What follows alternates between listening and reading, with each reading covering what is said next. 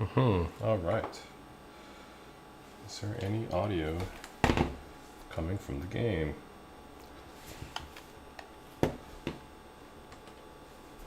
Doesn't sound like it.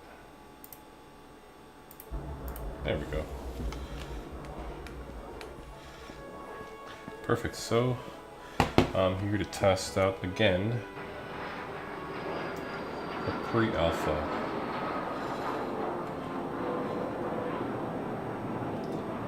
of the Calido Raceway, which is a racing game by Cornucopias. So it's a metaverse, it's a Web3 game, it's a Web2 with us.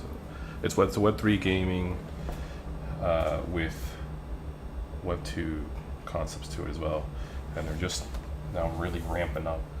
I want to say they've been in development for like a year and a half now, and they're on UE5 if anybody's wondering. And right now they're doing like their pre-alpha testings with people with proper quality graphics cards.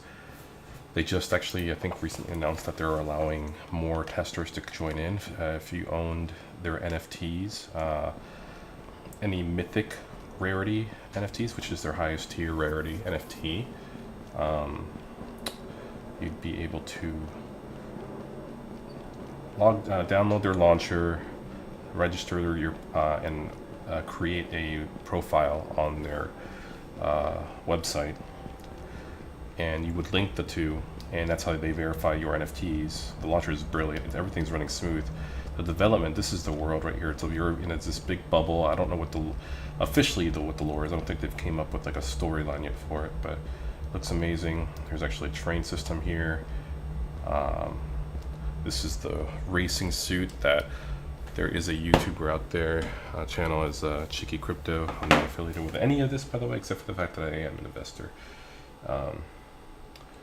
in this game. Investor. Just want to make sure. But they have amazing assets, and I'll show some to some people who are, just checking out my videos. Oh, I'm going the wrong way. I promise I've played this game. There are, if I hit the B button, I've already gotten 30 out of the 48. There's a bunch of these holo caches that are out and about in the world. So you just, because like obviously the main thing that you can only really do is explore their world. And you can see a lot of amazing ads. That's what I think also is really cool. Like once they start getting more and more people, clearly like people are going to be traversing through this world, and it makes total sense for people to start like, hey, marketing on this thing, or having people are traversing through here, and if they happen to see like a promo for a movie, well, guess what? That's ad revenue right here for an actual movie that's coming out in theaters. Like that could be a thing, or promotions for, hey, here comes your next sporting event. It's the exposure, and imagine having prime real estate for hundreds, if not thousands, if not millions of gamers that are supposed to be playing this game.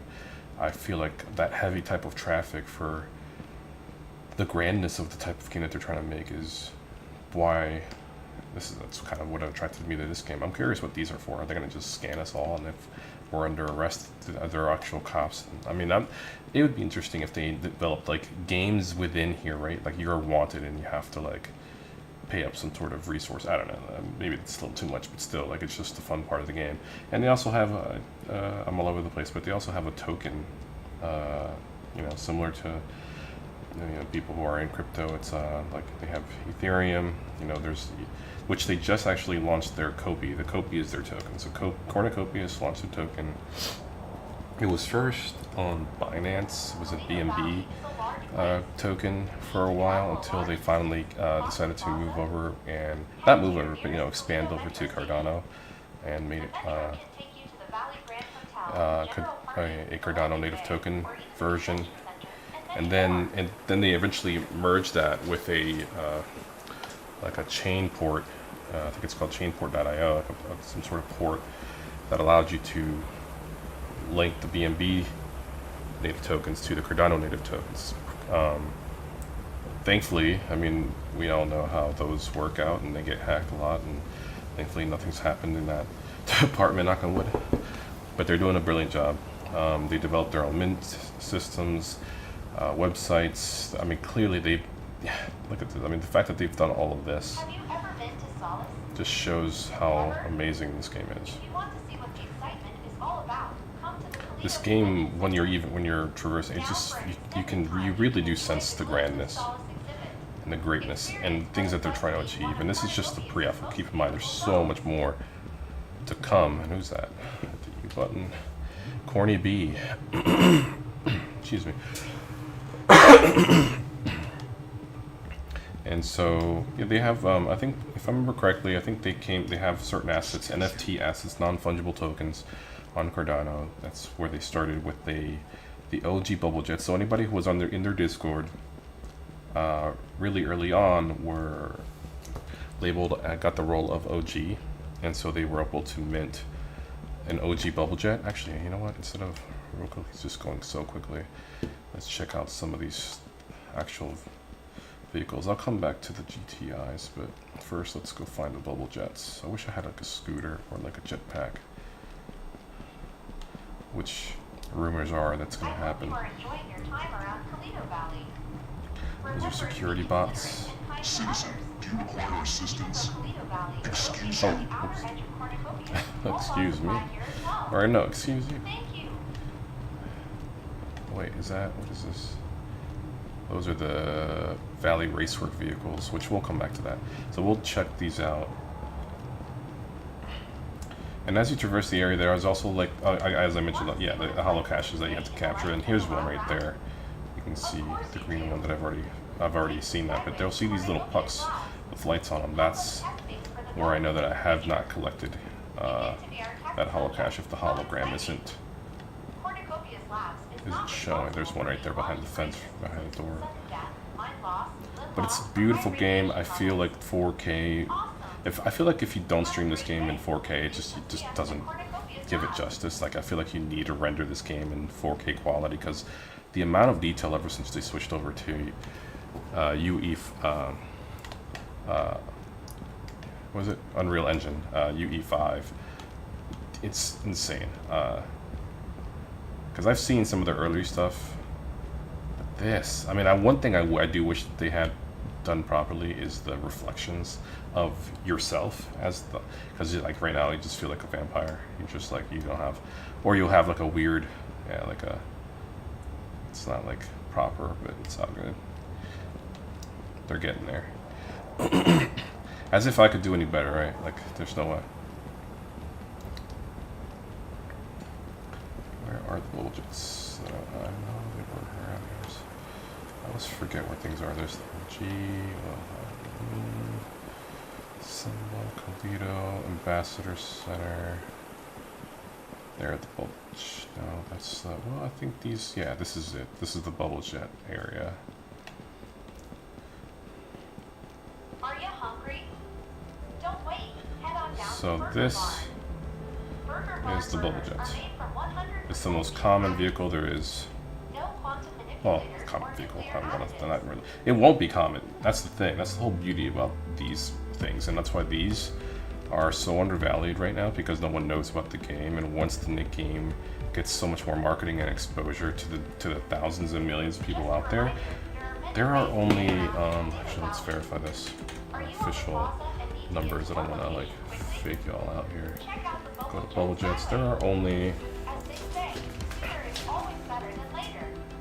where is the number? Oh, 12,000 of these.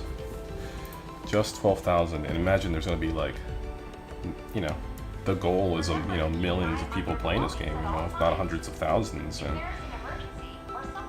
there are only 12,000 of those. And I think, oh, I might not go. I just wanted to see what was over there. And then they come in different variations of colors. So, yep, they got like a little teal-looking color. And they have the most in terms of carrying capacity right now that I'm aware of.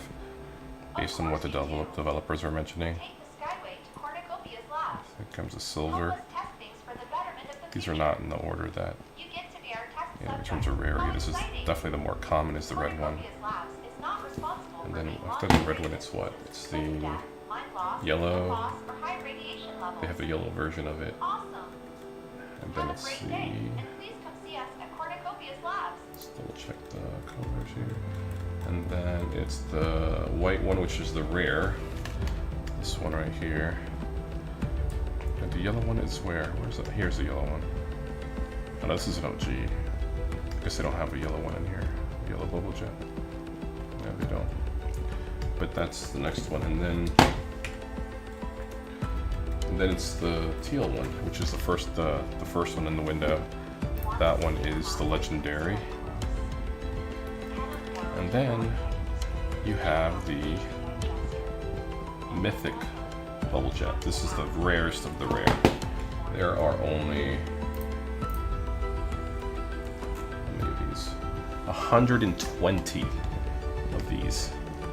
What's that, like 1% of the collection? It's like 120, and they're right now at a floor of 5,000 as of December 2nd, 23. That's basically $2,000 right now in US dollars. And again, this is what people value it as. Like people are, you know, buying and selling this particular pink bubble jet. And this was the second collection to come out. The first collection apparently to come out were these.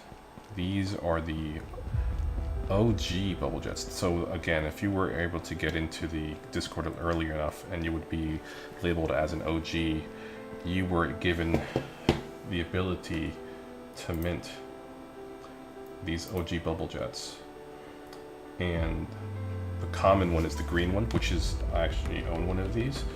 I love the green. Green's one of my favorite colors. A lot of the NFTs that I've actually owned are like sometimes the final decision could come to the fact that it was a green NFT. The green is second, so apparently this has less capacity in terms of like what you can carry versus the bubble jets. So the bubble jets have that against the OGs. They just because apparently there's a better sound system in this. So I guess as long as you have I'm assuming a really good system, you'll have a lot more better range of frequency. I think in terms of like the lower basses and and I would assume also the high frequency sounds as well. Because in my opinion, sound is a key component to games in general. Then after the green, it's actually the blue version, which is over here. So this would be the uncommon. I don't know why they have two of the commons, but yeah, this one looks so sick. I loved how the royal blue that they got going on here. I love that. After that, it's the yellow. This is the rare. Want to see what it's like to live a day in life as a lab rat? It's funny that I'm wearing a yellow shirt right now, but I just Skyway to Cornucopias I don't know. Maybe Labs. it could grow on me. If I owned it, obviously, I'd be like, you know, I do like the You get to the be logo. our It kind of test looks like a subject. gold How logo exciting. on all of them. I think they're all the same like that. Yeah. Not responsible for being launched for And then after the yellow, mind loss, limb loss, or high radiation levels. after the yellow one, it's the what is Have a great day. And the white please one, come right? see us at So that's the Cornucopias one that Labs. I don't think they have a white one. That's where this one should have been. Wait. Oh. Wow. Duh. I was right next to it. Boom. This is the legendary. I like that. They all look nice. Remember to keep an eye on your And my understanding, based on the developers, I think David had mentioned that the OGs are basically like this. The bubble, you know, they're like brands. So the OG brand basically takes existing models, which in this case, the existing model is in this world is the bubble jet. Like the bubble jet is the brand, and then the OGs take the bubble jet brand and make it their own. So they added like the front wood ornament here. They add bigger ventilation. Like you can see the difference in the exhaust and the sides. Like these don't have that big of an exhaust. On the sides, you see that? It's a little bit more, I guess, wide or like, I don't know. But yeah, there are some little bit difference in specs, and maybe I'll show those stats here pretty soon. And then the legendary black. It's very appropriate, I'm not gonna lie. The black looks sick. And again, out of the entire collection of bubble jets, there are only 600, or is it 800? 800 of these. I thought it was 600 for some Are you reason. hungry? Let me verify. Don't wait. All Head on down to of Burger these. Bar. Yeah, 800 of these OG bubble jets. There are only 800 of these. And No quantum only manipulators or 8. nuclear additives. There are only 8 pure black OG bubble jets. It's pretty nice.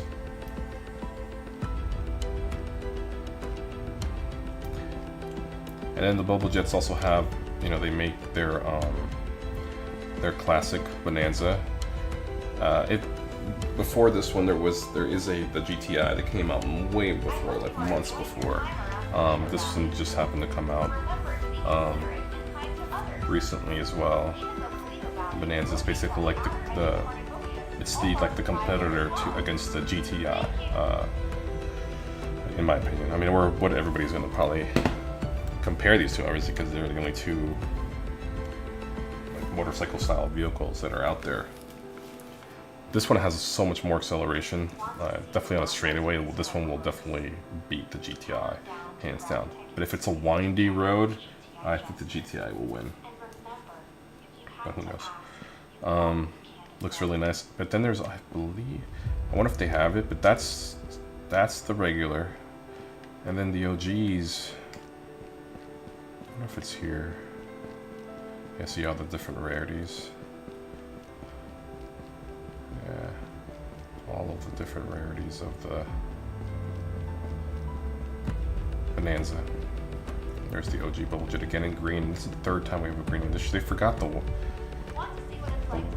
color was it they missed? I think they were all there. And then here's the blue. Ah, yep, here they are. So these are the OG bubble jets, right? Yeah. So they have the common, which is green. I think I need a little bit better lighting over here, or maybe I need a flashlight. I should have a flashlight, that'd be cool. But the green, again, just like the common bubble jet, it's green. The uncommon, which is a white version, and I actually just recently got this one. Just because I preferred the white, even though yes, I like the green. I still like the fact that it has the green neon lights, kind of highlights it a little bit, so I still get the green that I like. I just didn't want to have a green bubble jet and a green Bonanza. I wanted to kind of diversify that a little bit, and I think I'm happy with this white Bonanza. Doesn't drive as well as I'd like it to, but I just the fact that I own it, I'm happy with it. I'm not gonna sell it, so it's mine. And then here's the legendary version, actually. So they made the pink legendary version. So this is the highest one that you can get for the Bonanza. Right? What is this color? Am I mistaken on the Bonanzas right now? Because that doesn't look like any color I remember. Going to check out the Bonanza OGs. Let's see, common, rare. Oh, never mind. Wait, what? I thought the pink ones were... What are the pink ones then? Oh, the pink ones are legendaries. Oh, okay, yeah. Okay, my bad. Wrong information. So the pink ones are legendaries, and then it's the black one. Yeah, the fact that I was like, what? Black? Yeah, this black is always legendary. But look how sick that is. If I'm not mistaken, the GTI black mythic is a matte black. This is definitely has some shine to it. And this is the rare. I'm pretty sure it's the rare. It's the middle one, the blue. Alright, and those are your two. I guess well, I guess we have 4 vehicles right here. Right? You got the Bonanza, the regular Bonanzas, the regular bubble jets, then the OG bubble jets, and the OG Bonanza. So that was the tour there. I'm gonna exit. Actually, let me take off my name because you know what these things. Oh, I can't take off my name anymore? Okay. Never mind. So, what is... Nothing's over there. Just more ads, more stores. Probably for more vehicles, you never know. Another holocache. Always still looking for holocaches because I haven't, as you can tell, I haven't gotten them all. Still got 17 short on the mythic ones.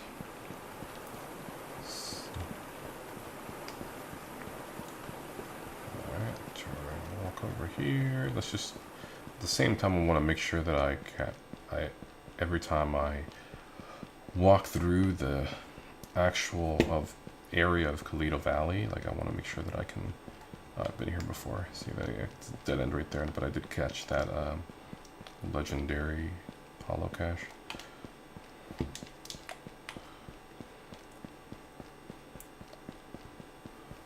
So like people could have like, I mean, to some extent like meetings and stuff like that. I feel like there could also be extensions from games out of this. Like if someone partnered up with Cornucopias in terms of a game developer saying, hey, we would like to have like an extension off of your game.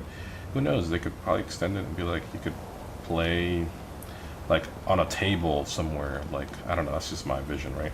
Like you can probably like, hey, let's come over here to this spot.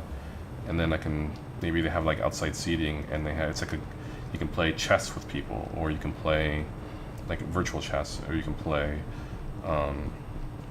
like card games, like any kind of card game, like Mikosi. Mikosi has a game that's going to be coming out similar to the Pokemon card game. I know, was it Chains of War has their own, right? It's Chains of War. Maybe it's, I'm trying to remember the names of these projects. But yeah, I think that would be awesome. And okay, let's go here. The GTI's built to win. I need to get one of these hats. So I'm gonna try this. I'm trying the keyboard. I don't usually use keyboard, but let me try this because I'm curious how, because I can control this. Oh, nice. Just a reminder, there are many ways to get around in Calido Valley. I think Josh wears his hat a lot. Josh is one of the founders of Cornucopias, and Rob is as well. And we have David, who's been showing up more often to the podcast that they basically do. It's I consider it a Cornucopias investment call in a way, right? Like, it's just the fact that these founders are kind of following up with the community, who are the investors of the project, to let us know what's going on and keep us up to date where they're at. They're keeping up with the deliverables, which honestly, as you can tell, this is an insane amount of delivering from this team. They're executing, they're making it happen. It's insane. But yeah, these I think are their, I mean, the OG Bubble Jet, then the regular Bubble Jets came out, and then these came out, which are the GTI Javelins. And this, the order of them are, yeah, the blue is the common, then it's the white, which is the uncommon. Let me zoom out a little bit. And then it's the rare, which is the red, which looks really nice. That hot rod red, it kind of reminds me of like the Iron Man red. Looks really sick. 1,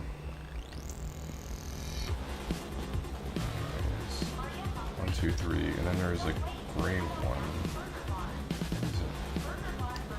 Not in here? Huh.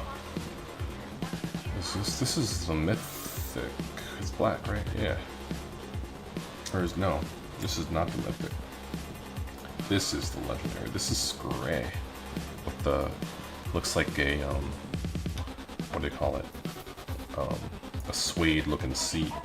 Yeah, this is definitely the legendary. And then, Oh, there she is. Full black, matte black, the GTI Javelin.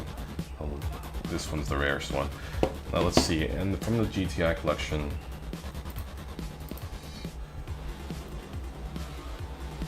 there are 12,400 of these. 12,400. Now, I remember this one. I remember that this one was supposed to only have like, I think they wanted to do like 7,500 or 8,000. I can't remember. It was like a 4-digit number. They had an issue with the mint, and I was one of them. But what they ended up doing was saying, hey, if you were in the queue, you got one of these. So they upped the number, and it became. That's why it's such a random number of 12,400. They just rounded up, so they included even more, like a few more people in it, just to kind of make right by the community. Because people were literally like obviously complaining and taking hours off of work. I mean, it was a lot. And the team came back and they actually, you know, said, hey, you know what? We messed up. We had a partner. Everybody messed up. We learned from it. Here we go. It was really nobody's fault, in my opinion. I mean, it just happens. I mean, this stuff like this happens, and it's all about how you respond, and they responded well, and that's all that matters. Oh, I'm going the wrong way. So yeah, that was the GTI. Actually, I do not know what the hell that thing is in the middle.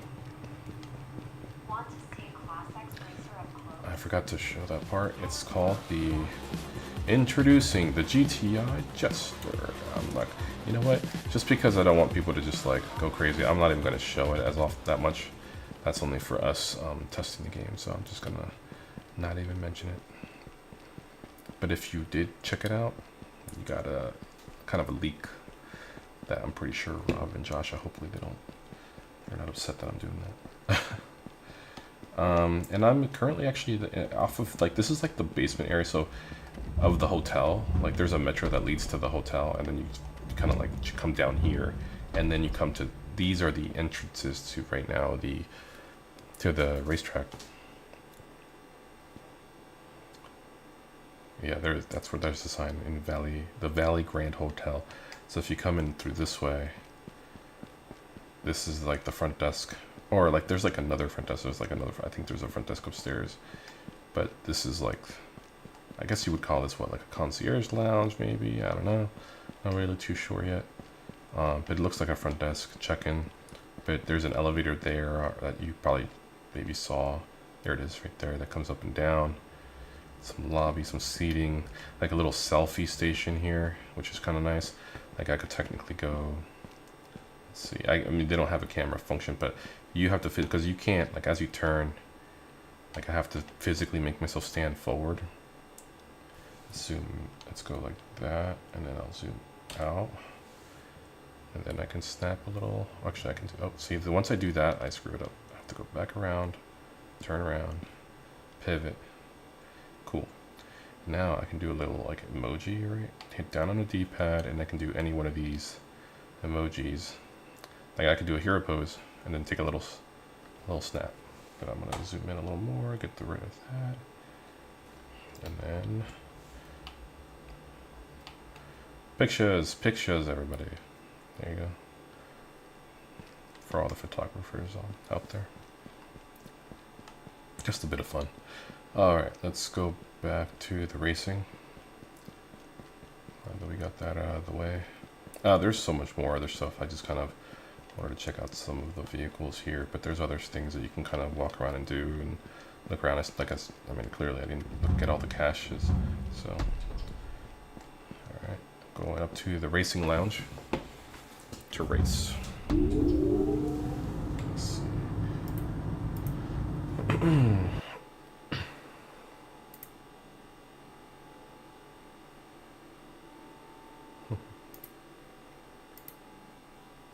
Oh, the Javelins are going back up in price. They were at like 90, which is unheard of. They're 98, now they're up at 110. That's good. It's a good thing for the GTIs. I think people are sleeping on them. Like, people do not understand. Like, they're giving away their GTIs. That is the wrong thing to do right about now. No financial advice. I'm not a financial advisor, so.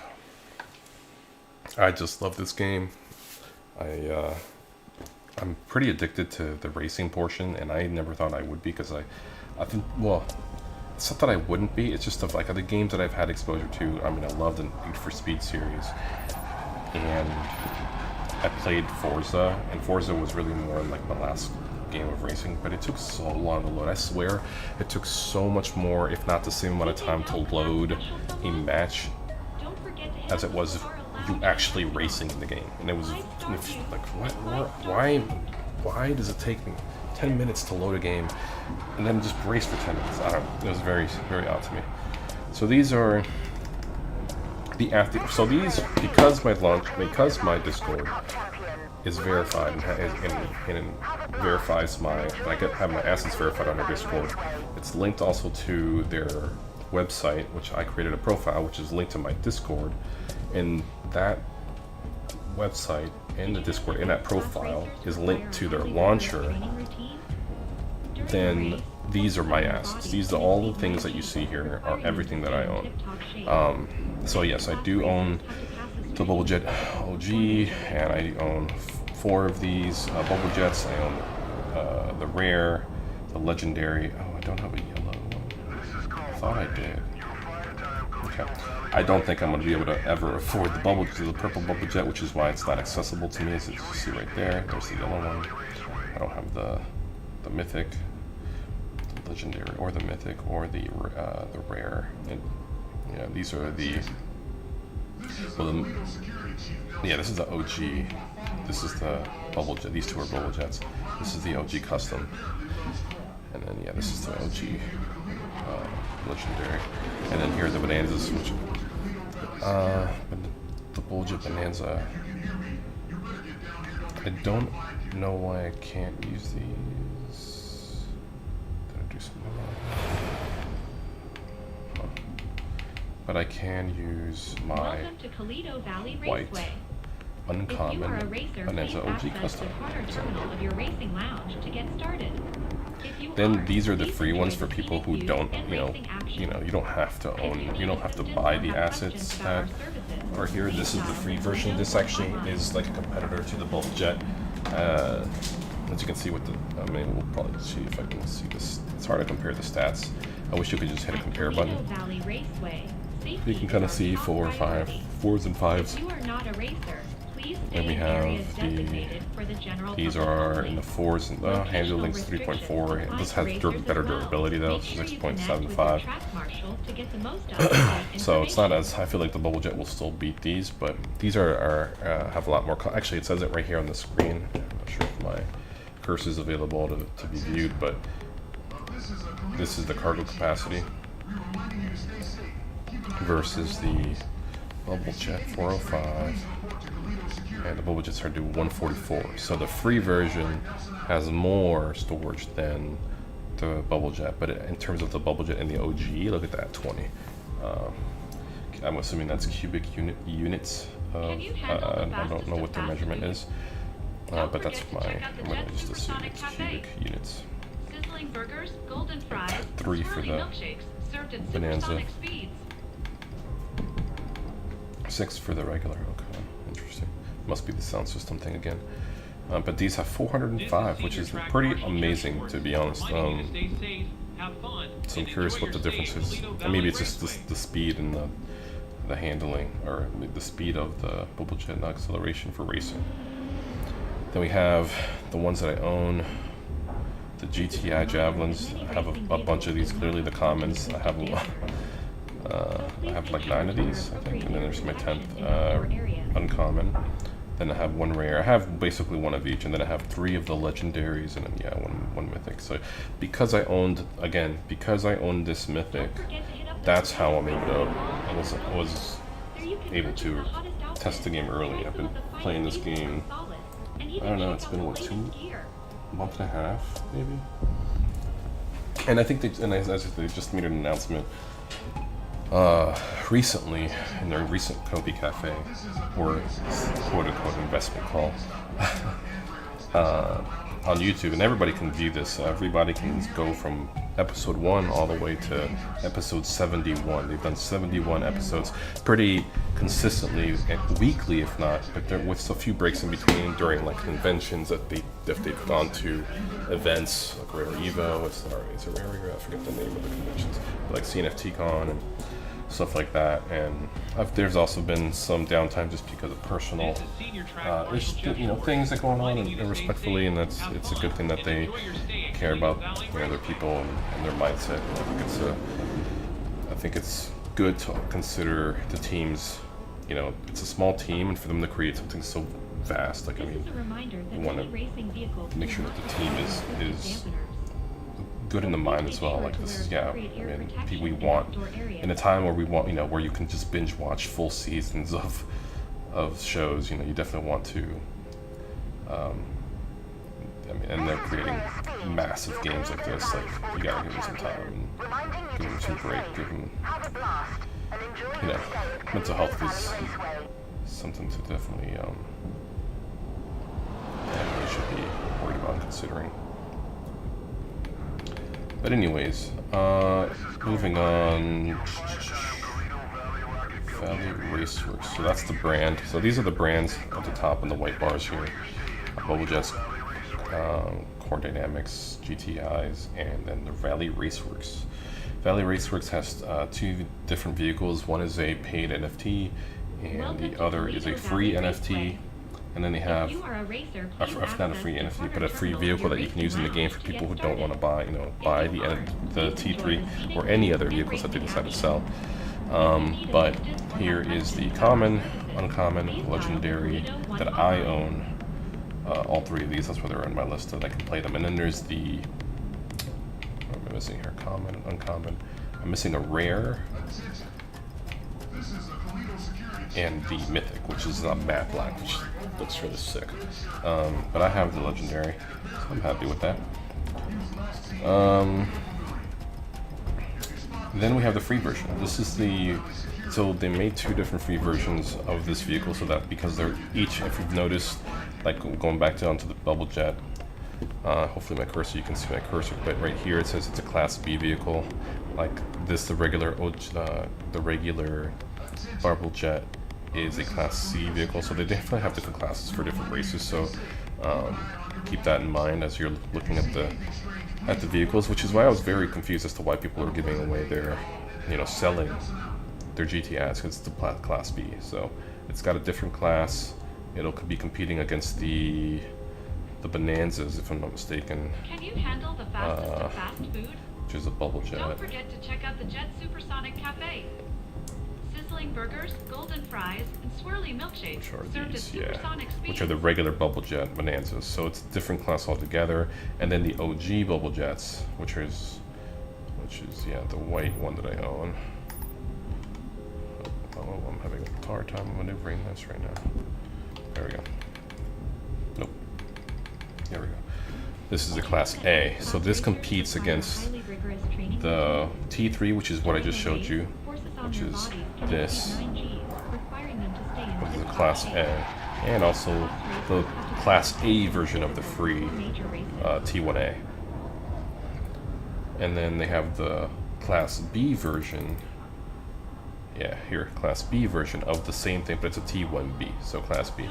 So the T1, and this is again a free version. The difference between the B class and the A class, I mean, alongside the specs of, like, it's a little bit more intense in terms of speed, so all that stuff in acceleration. But they also have, right here in the middle, they have some reverse stressors, so it's good for braking. So a little bit better handling when making turns. You might be able to even drift, which can be a plus or minus depending on the track. I've actually accidentally drifted when I didn't want to, but maybe that's a glitch and it's being fixed or worked on, but who knows. Maybe it's premature to say, but it doesn't happen that often. But this vehicle was definitely, when it first came out, was dominating the T3. Completely dominating. With the recent update that they did, this vehicle handles significantly better now. It still has this nose diving thing that I'm not a fan of. Maybe they'll keep that in because of the the shape of how it's made, and maybe they don't. That's a consequence of this thing, because it has a significant top speed.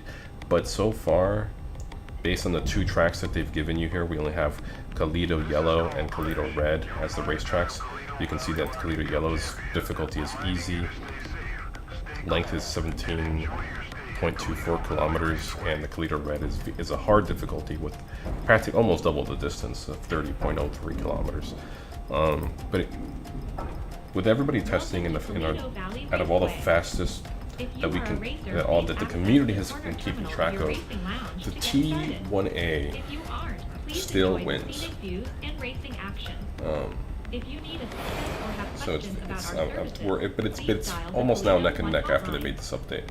So I'm trying to see if I can beat my last record, which was, I forget the time that I need to beat. Attention, folks. This is a Calido security chief Nelson. Y'all need to stop walking on handrails and jumping around on boxes missing your elementary playground.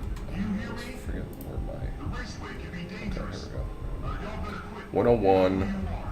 It's 1 minute, 1 second, 92. Wait, 92.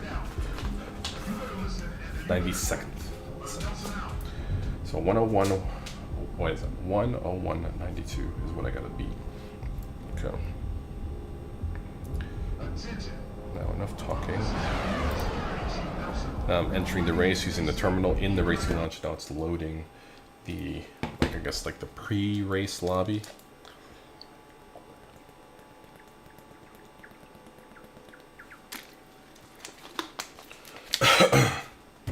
So there should be more people racing, hopefully, which would be kind of nice, because typically I'm just racing by myself. Which, pros and cons, I can really focus on my lap times, but at the same time, it's kind of nice to be able to have real race situations happen where you have to pass someone. Because that's, I mean, yeah, you can have the fastest lap, but it doesn't matter if there's 17 other vehicles on the racetrack with you.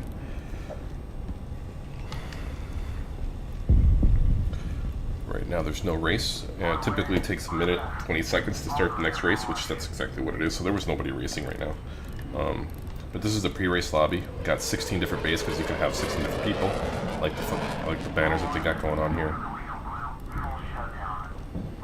And I'm the only vehicle that's parked here, so that's basically mine. Launchpad 1. If there was anybody to join me out of nowhere, their vehicle would just materialize right there, would just show up. I wish it would be like a vehicle kind of came up from the, from the bottom. That would be kind of cool. Versus it just showing up.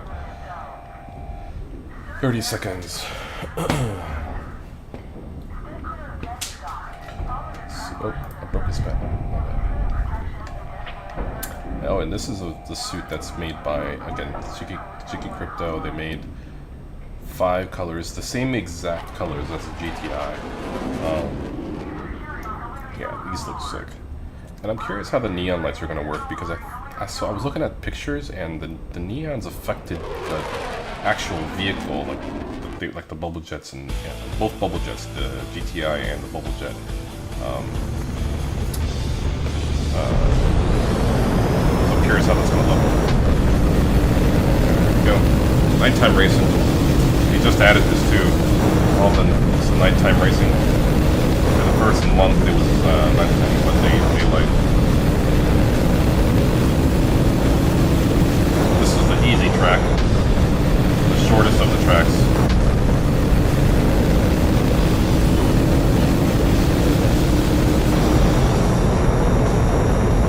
You have to have practice for sure. A lot of this also memory.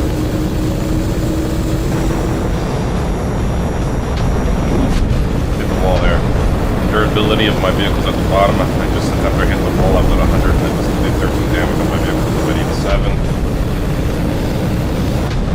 Look at it, 1,300 kilometers. I keep it in kilometers. It's going to hit the right D-pad to switch it back to miles per hour. But I'm so used to doing this now that whatever. 56 health. Alright, I gotta focus now. Here we go.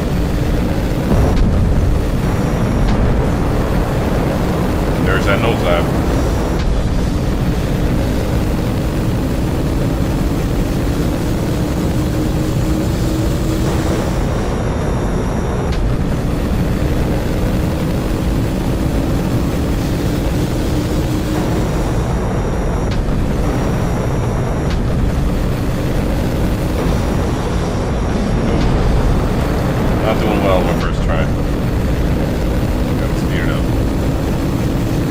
7 on my first lap is a terrible time.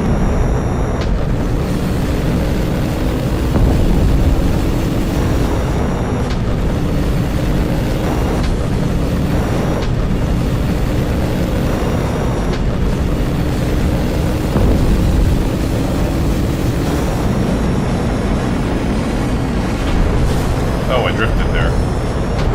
Okay, here we go. I gotta focus on the last lap here. You only give me 3 laps.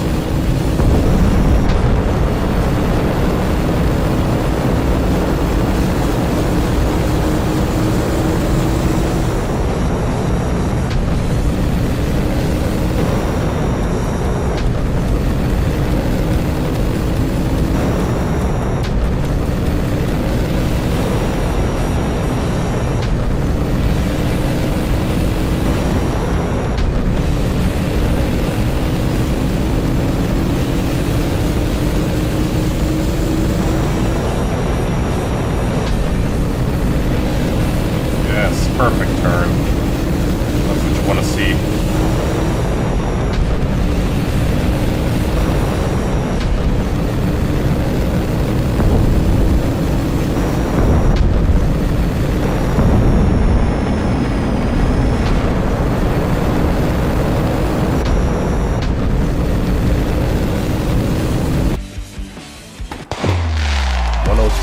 Not bad though. I mean, that was definitely on my last lap.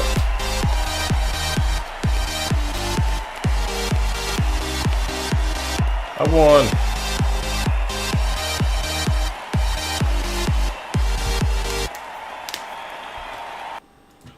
I'm gonna see if I join. I'm also like looking at the Cornucopias Discord chats while I'm on here. If I have a legendary T3 is not legendary access, but legendary holder, I do have launchers access. Oh, my GeForce GTX 1650 laptop will be added soon for testing.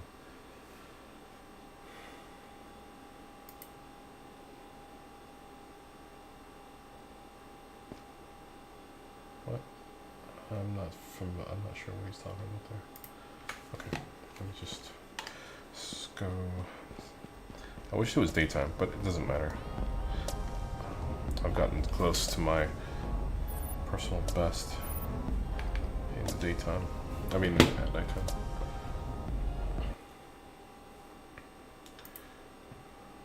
You don't need your eyes to win a race. You have to feel it. Use the force. Alright,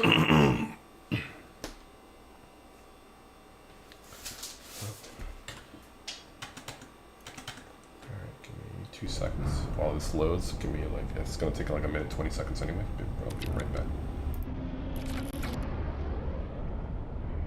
All launches canceled for Calido Blue. Full shutdown. All track maintenance crew check scheduled. Extensive track damage reported. It's advised to keep over the way to the area until further notice.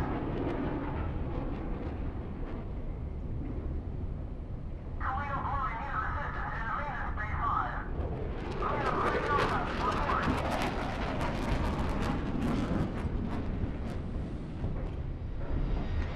On yellow, Group D, clear for launch.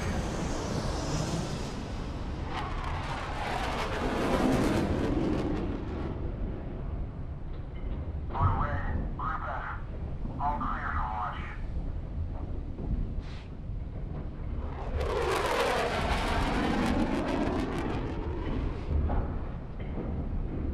Cleanup Crew Alpha, cancel previous request.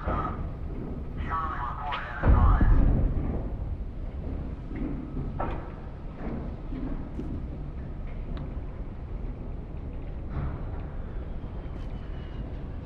Need security on Calido Yellow Zone Road. We're ready for security in zone over in Calido Yellow. All right. 1 second. Let's do it. Let's focus here.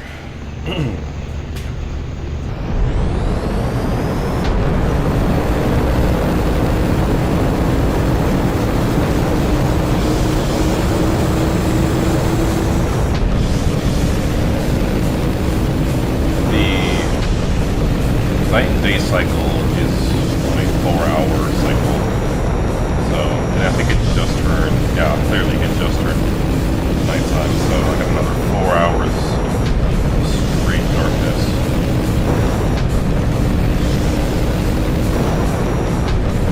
But it looks nice.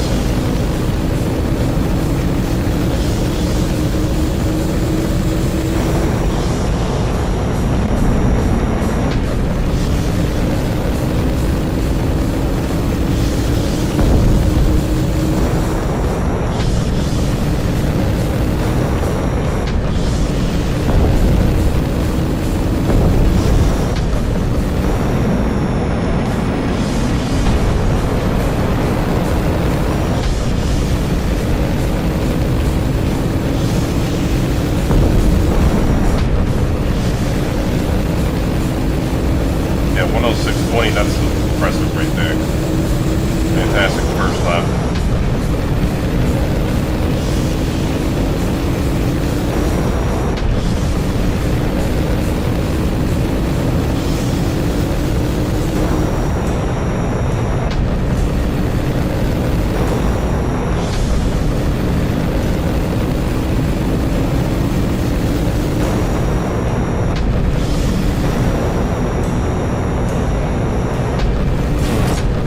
Not good.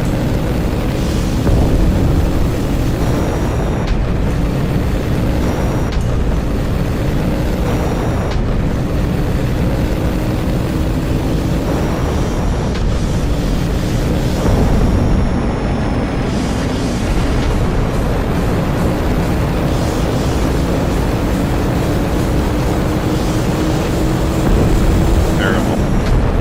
That is utter garbage.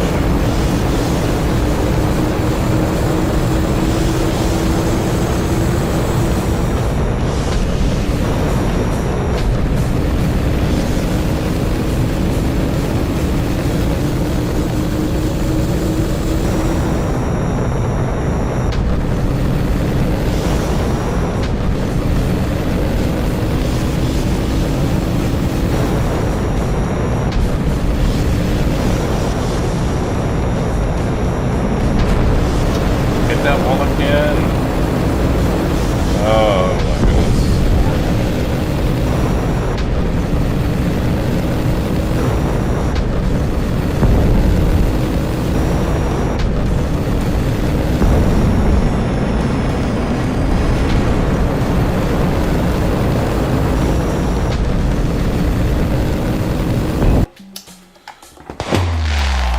Getting worse.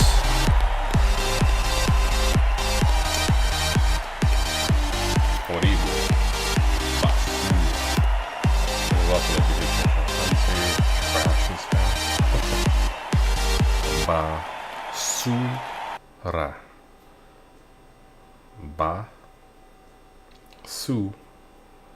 Basura. That's me. That's what you just saw. I might as well just not even stream my skills. You know what? Just don't even watch the rest of this stream. Not even worth it, because yeah, that was garbage.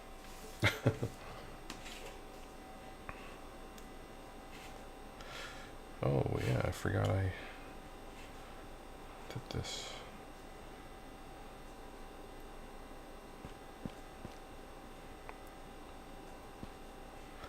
All right.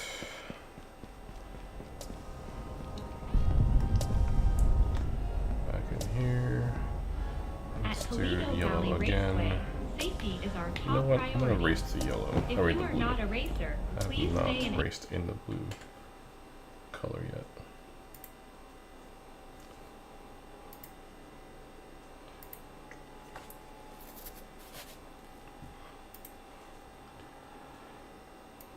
Let's see.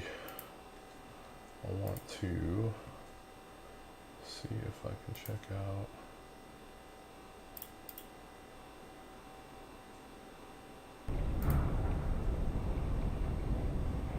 Where's that?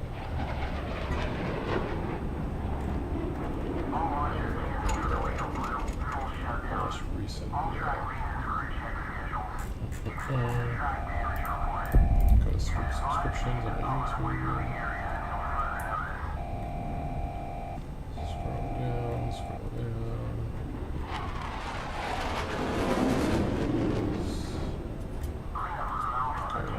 Start history.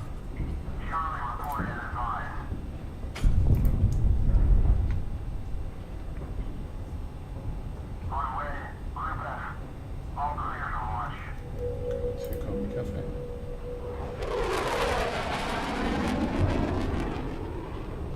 Just a reminder, if you are looking to apply for Class A, B, or C licenses, please contact our entries department through the Calido 1 hotline. If you do not have a license, you are not cleared to enter Red Lodge Zone.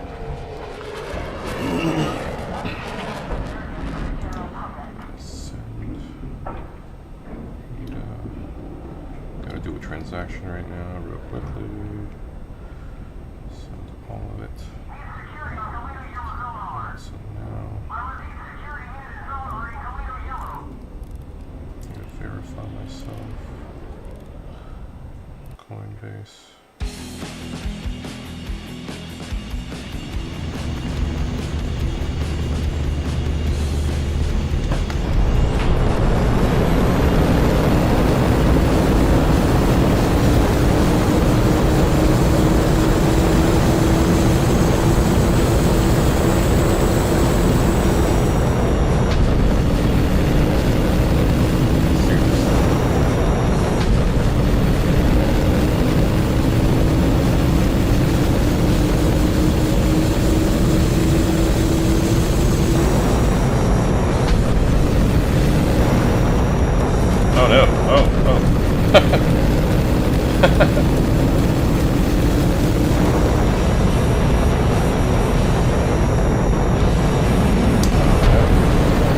Garbage play.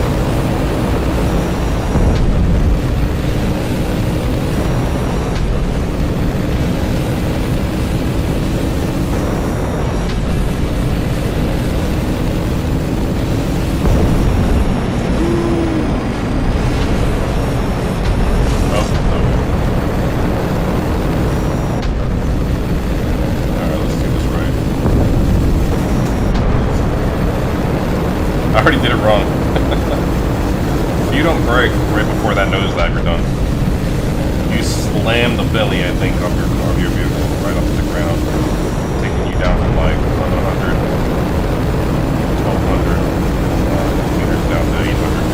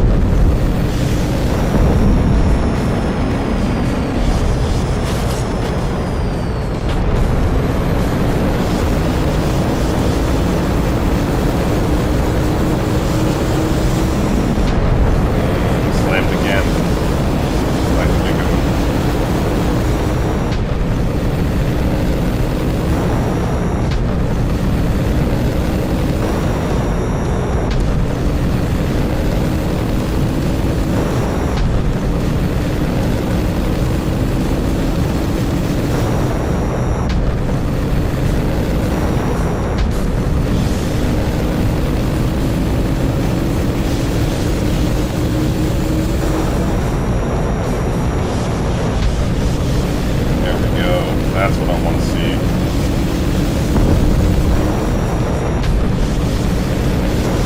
That's not what I want to see. Oh boy.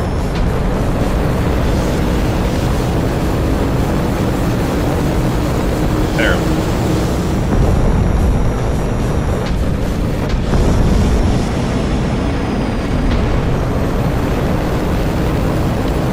I feel like the S is so much easier with the T3 than the T1A.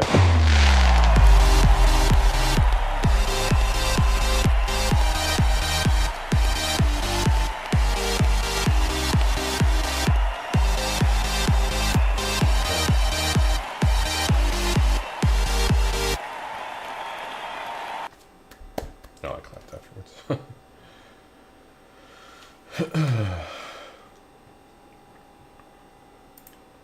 Let's see.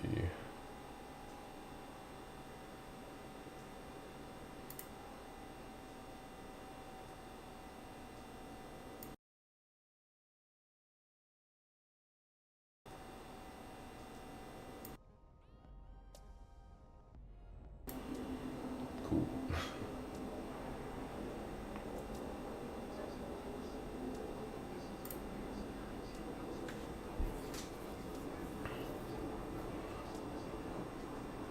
Back out of here. Gotta start the next race. Go to the racing terminal. Hit the Y button. And let's try that again with the silver legendary. Now, in the meantime, while that loads, screw it. Let's just watch this. Curious how this. Look at this. Look how amazing this is. The current advances in technology we have with UE5 and some of the limitations that it also brings up. These are Douglas fir trees. So they, you know, and the crazy thing is you can't really, I didn't bring an image of a Zune up here, but every single needle is modeled on these trees. So, and that might seem nuts by traditional standards, but we found that was actually a much better way of doing things. Now, what you're also not seeing is the tree you see up close is not the tree that you see off in the distance. And the fact that, you know, if we're using nanite for something like that, well, you don't have a LOD system for that. There's some other blueprint type foliage things you can do, but a lot of those break with Epic's updates. So we kind of got our own method here. And as seamlessly as trees move off into the distance, they're going to turn into something else that is its distant view. But, you know, we had to deal with a lot of things, overdraw, you know, nanite chew. There's a lot of things that went into this. And what we'll do sometimes is stress tests, like you see here, where you do have 1.2 million trees in view. Now, this is not something that you're going to see in a regular sector. We're not going to go this far with it, but doing tests to this level gives us, it allows us to look at the performance numbers and all the various little things that come up while the engine's running to try to figure out, well, what about this method is hurting us the most. 20 seconds to the race. And have you ever seen this possible with any other engine that you've ever worked with? Is this just the power of UE5? The only thing I would say that's something I've admired is what Microsoft Flight Simulator, the newest version, did with the Black Shark AI or something like that. They built the entire planet Earth, and they did a very, very good job, and I'm sure it's something very... Alright, let's race it. Let's see what I can do here. Let's get some early going. This lap is definitely, the first lap is always like the warm-up lap, because you go so slow in the beginning you can't ever get your fastest lap time in the first lap. And so your last two laps really matter, and which also means that the way you go into the first lap really matters. So it's the last test turn, very important. So you try to use the first lap just like a normal lap, also whoever is good. Beautiful, that's exactly what I want to see.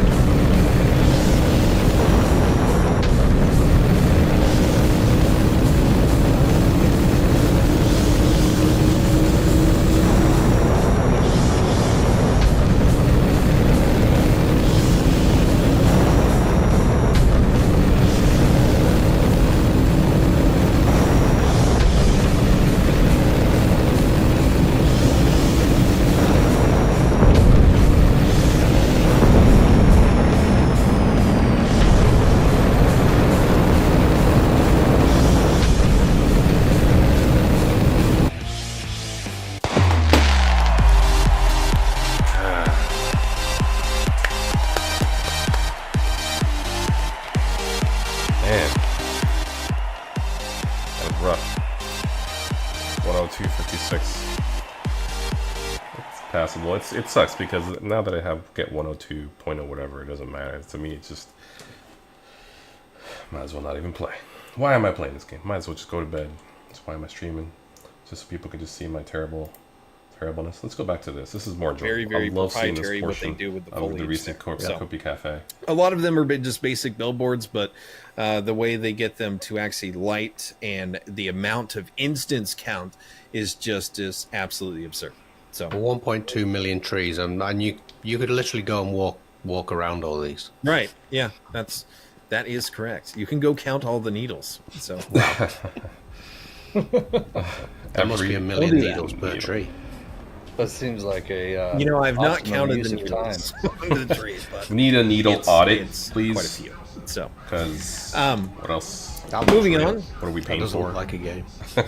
Oh no, Yeah, that's, you that's usually beautiful. I don't mean, use that stuff looks like like this. my ideal backyard. Shadows and everything. Yeah. Clouds. Yeah. Wow. Rolling hills and trees like that remind me of like Tennessee or like the Appalachians. So cool stuff. Well, let me move on. Talk a little bit about sectors. Was that Solace 1 or 2? The one you're seeing now is actually Solus 1. So The one that we just showed? oh, this one, I believe that was a test that Skip was done over in to Solus 2 some time ago. This photo. Yep, it is up there. What I did though was I was nice and just removed that cloud system that's there so we can actually see the dome for what it is. So and look over the landscape. And this is quite Definitely huge. Solace 1. Definitely Solus 1. That's So, 8 kilometers you might by be- 8 kilometers. I don't know if you can see my cursor, but if you remember that Yeah. first land sale trailer, there's that rock. We might not be formation. able to see that when the images are up there. Yeah, well, Yeah, it's in the center. right Maybe here. somebody can look at it and pick it out. right But here, you like can probably pick out a few viewing this areas way. you've seen Oh, from the hot different balloons, videos, but that's it the is video a that you- pretty massive space Yeah. to get across. So, moving on to, well, how do we go about building a space like this at tremendous scale? Well, workboxes is the answer here. We went through several iterations with this. What is the right workbox size to put an environment artist in? What makes them feel better? What's useful for them? So to give you an idea is sectors. In the beginning, you themselves- had a lot more. a lot more. And what we kind of found out with that was having way too many. Actually, there's 356, I think, is what there was. It does allow a developer to focus on a very specific area, not. Let's get this race going.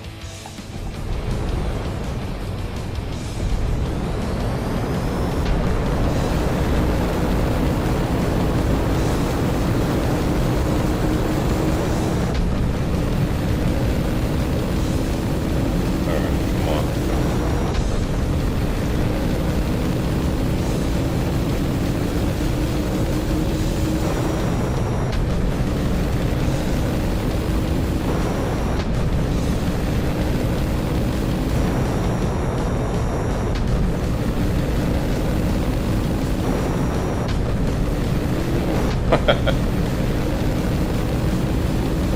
I'm trying different things to see if I can like better my time.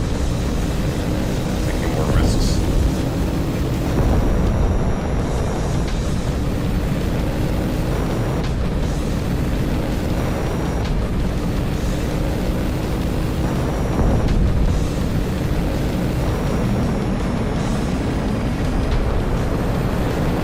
Oh, my thumb slipped. Oh no. Oh no. My thumb slipped. My left thumb slipped. That's horrible. That was the worst timing.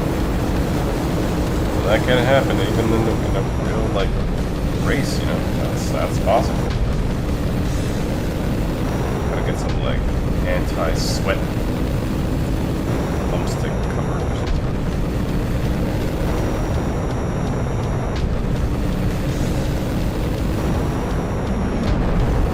Why did I break there? I didn't mean to break there. 107.61 for my source left is not good.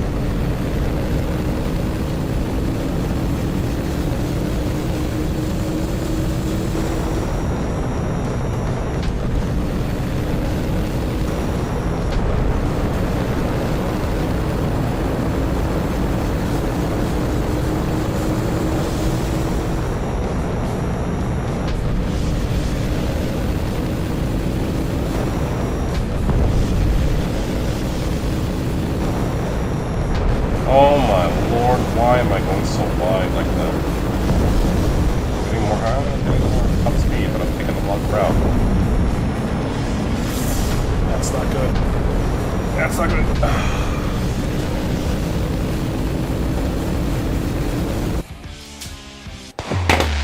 Failure.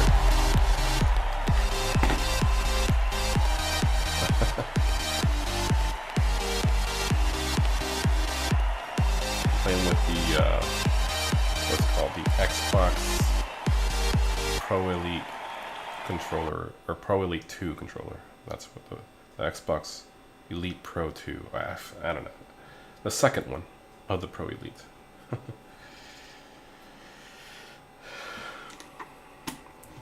This guy.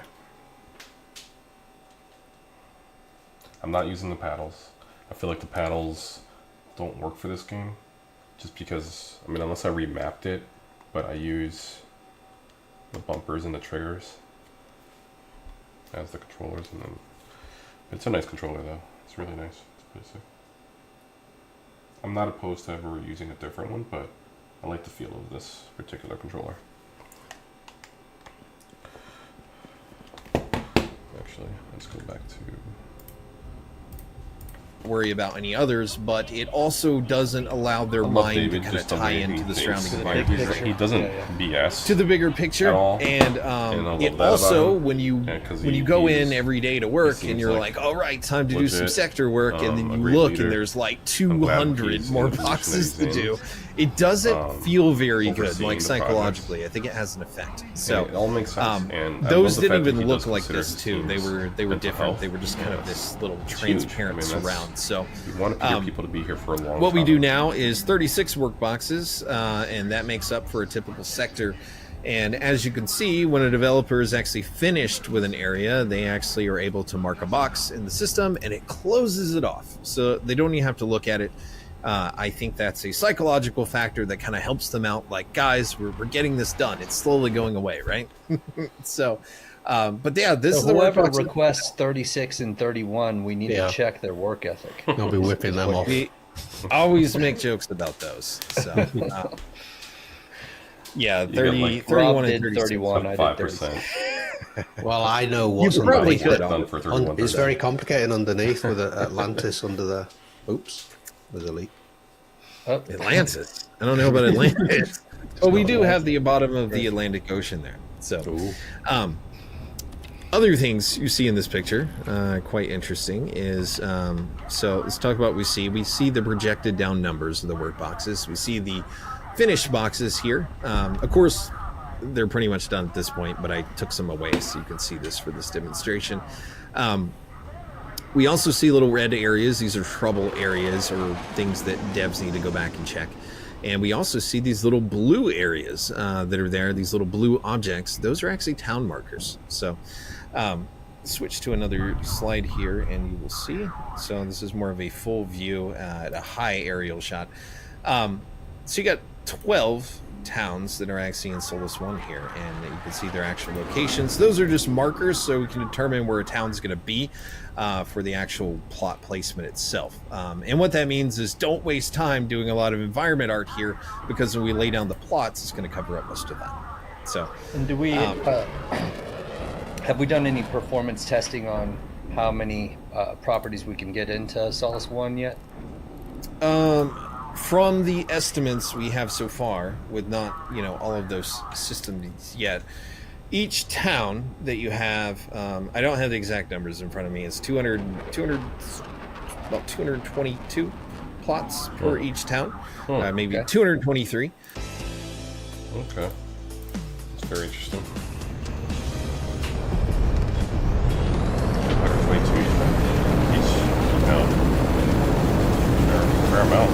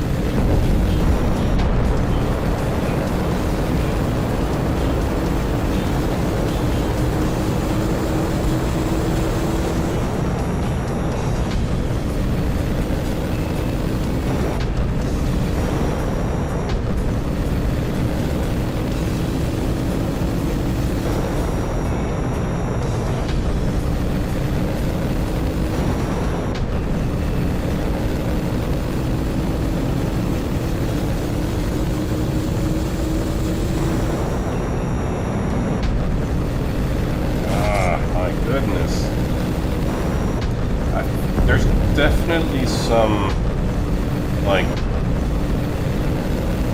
if you hit the wall, you tend to have an issue like 2 or 3 seconds as a consequence for hitting the wall. I've noticed that about this game. I think that's on purpose.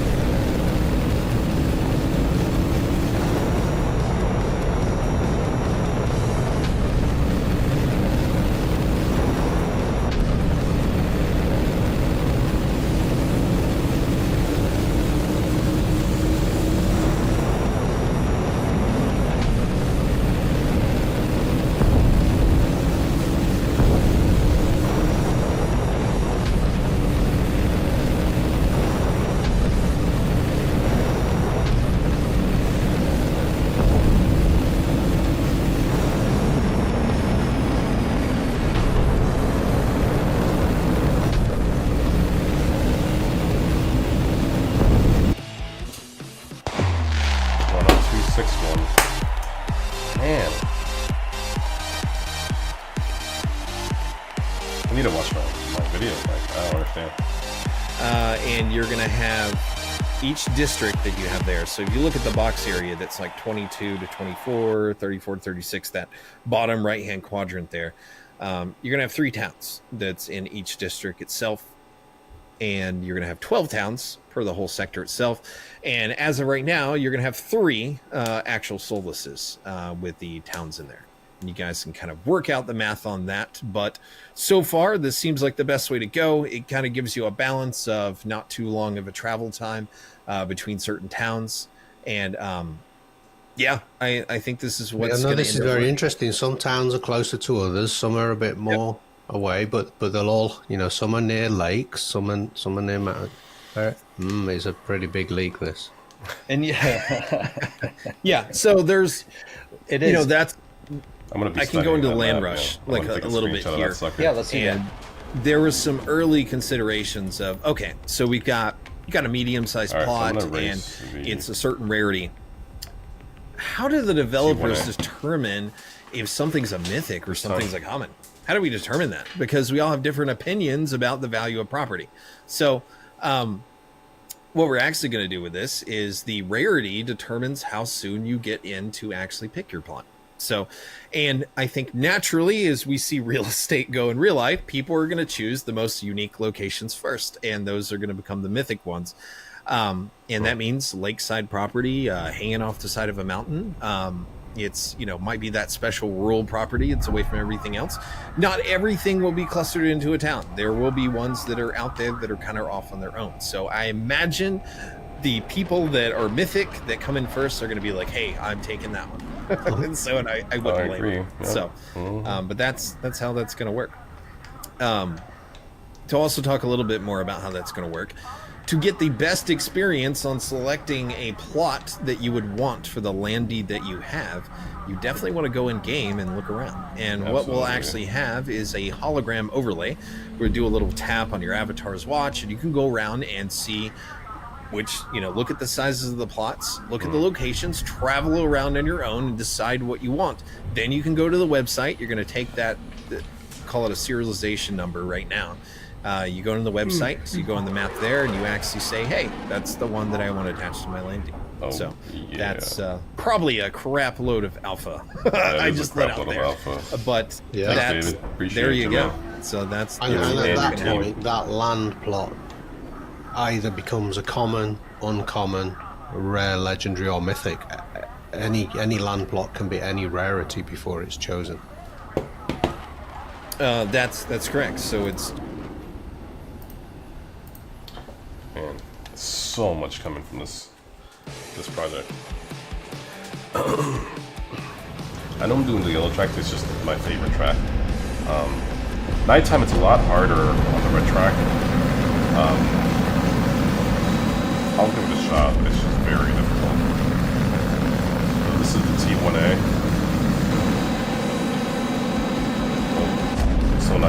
now again. Been racing the T3 for so long. Oh! What happened there?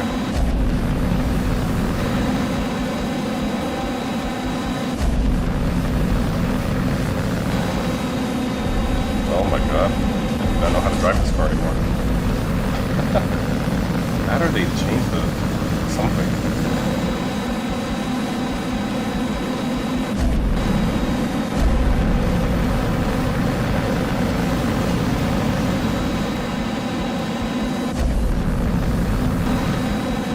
Oh, what? Okay, yeah, I'm definitely not. I'm driving it like a T3, I think.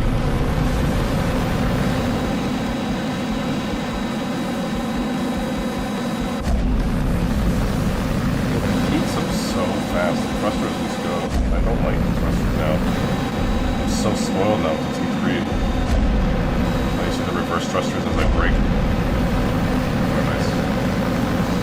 Not a fan of the T3 anymore. I have a T1A. I really like the T3 now.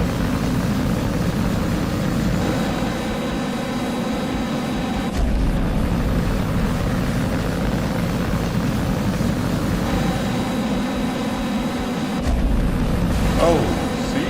What? I missed this.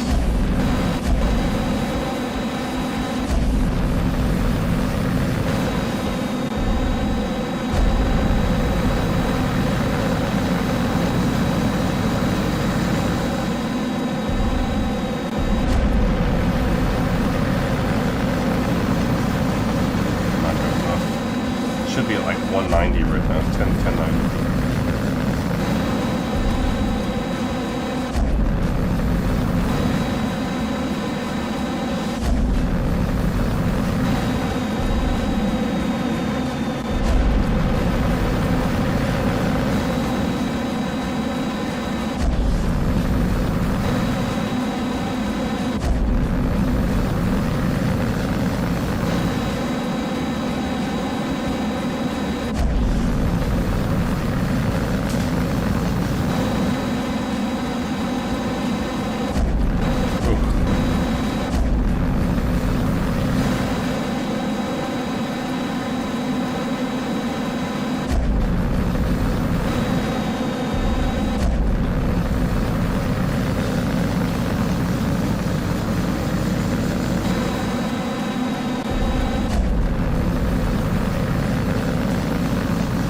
There we go, 170, 1070, 1080. That's good, better. Oh, this turn.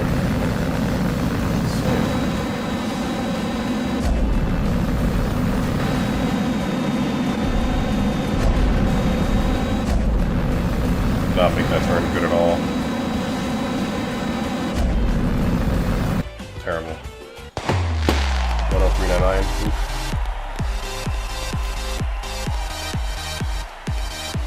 Definitely not good. I am so not used to T1A anymore. And I feel like they definitely tweaked it differently. I'm not sure about that. Those turns don't seem familiar anymore. Even the fact that I have been driving the T3, there's definitely a lot more tweaks that they've made that I'd have to adjust to.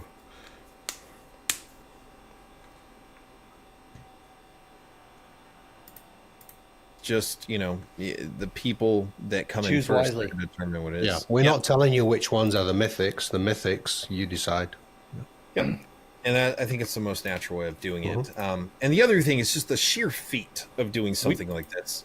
We had a good amount of conversation on this in Vegas at NFTLV at that dinner, which was, you know, thankfully we were all together and we worked through a good amount of this. One of the benefits of being all in the same space, but that was I mean, that was productive. like David said, when you see these towns, these districts, they're not all next to each other in like here's a square. Some are close to each other, some are close to the town centre, some will be up on hills. They're all part of the same district. They're really, really unique. But we've had a glimpse of this when we currently can walk around in Solace 2. So we can definitely say, you know, it's going to be really, really interesting when you get in there and you have a choice of absolutely everywhere. It's going to be really interesting to see. It's going to be some foot travel. That is for sure. I would definitely want to get in first. Though. This is going to want a good amount more information, I would imagine, on how this is going to work. Yeah, those are just the basics. So, like you're saying, Rob, this is not a programmatical layout where we have everybody's plots in a grid. It's not. Every single one of these plots is more realistic. Are hand placed into the environment by the people that we'll need. Yeah, so we'll need to know more information. You know, what's around it, what's close by it, what's the. Yeah, that's what I was saying. It'll be amazing to unfold. There's going to be a desire for resource. A map, a resource map. What is where? You know, before I choose my property, I want to know what's it close to, not just geographically, but what resources might be available. And I think this in itself explains why it's taken so long. Why we cannot just give you a map and say go and choose. You know, you need more information, and we need to find out ourselves what that information This stuff is bonkers to produce in a high quality world in a way that's natural. You know, picking on Amazon again, you look at something like New World, you go and purchase that house, right, in New World to live there, and you're living in the same house as 10,000 other people or more. It's no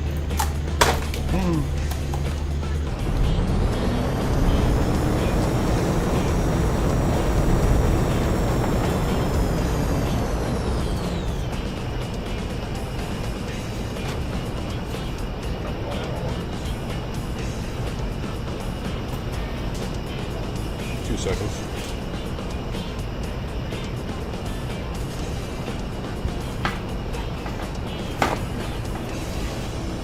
I have to throw on my keyboard. Just more of it. Alright. Cool stuff. That wouldn't change much.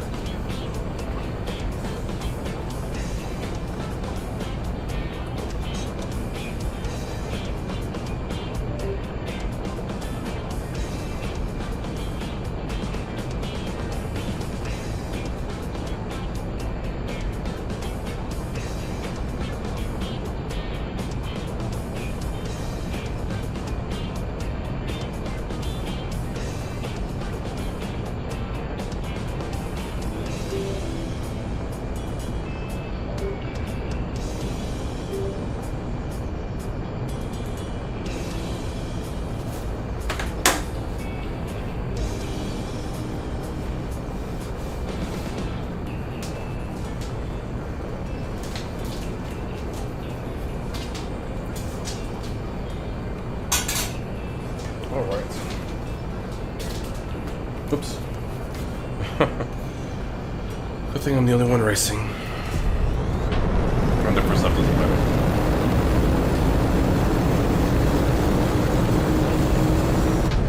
I mean, it does if we try to keep track full time.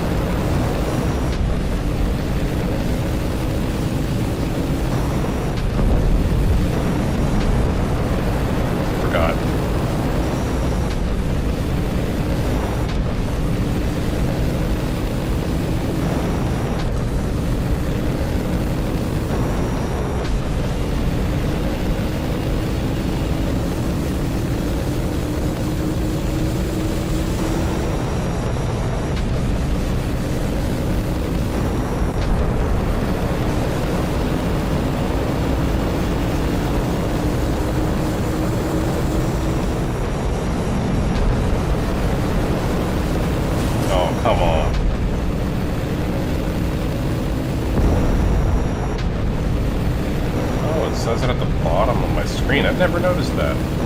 Rebalancing in 1, 3, 2, 1. Interesting. It's right above my thrusters. Ah, so yeah, that is part of the game. Interesting. Okay, I can get behind that.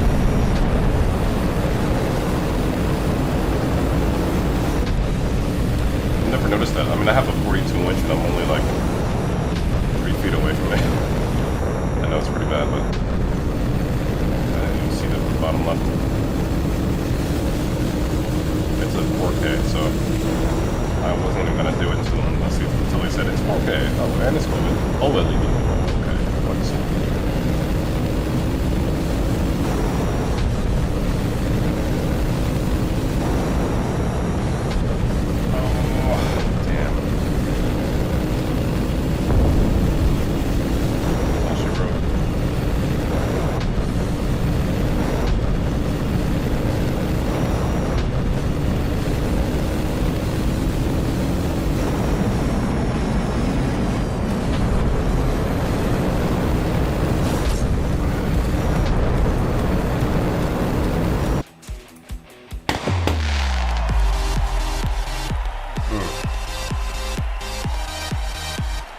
Was my camera frozen? Wow, that's actually not funny. Let's go back to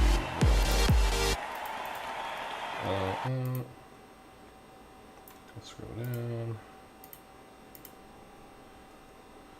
There we go. Oh, whoops. Oh, there's still more water back there. I have to go to the back. I couldn't see it from here.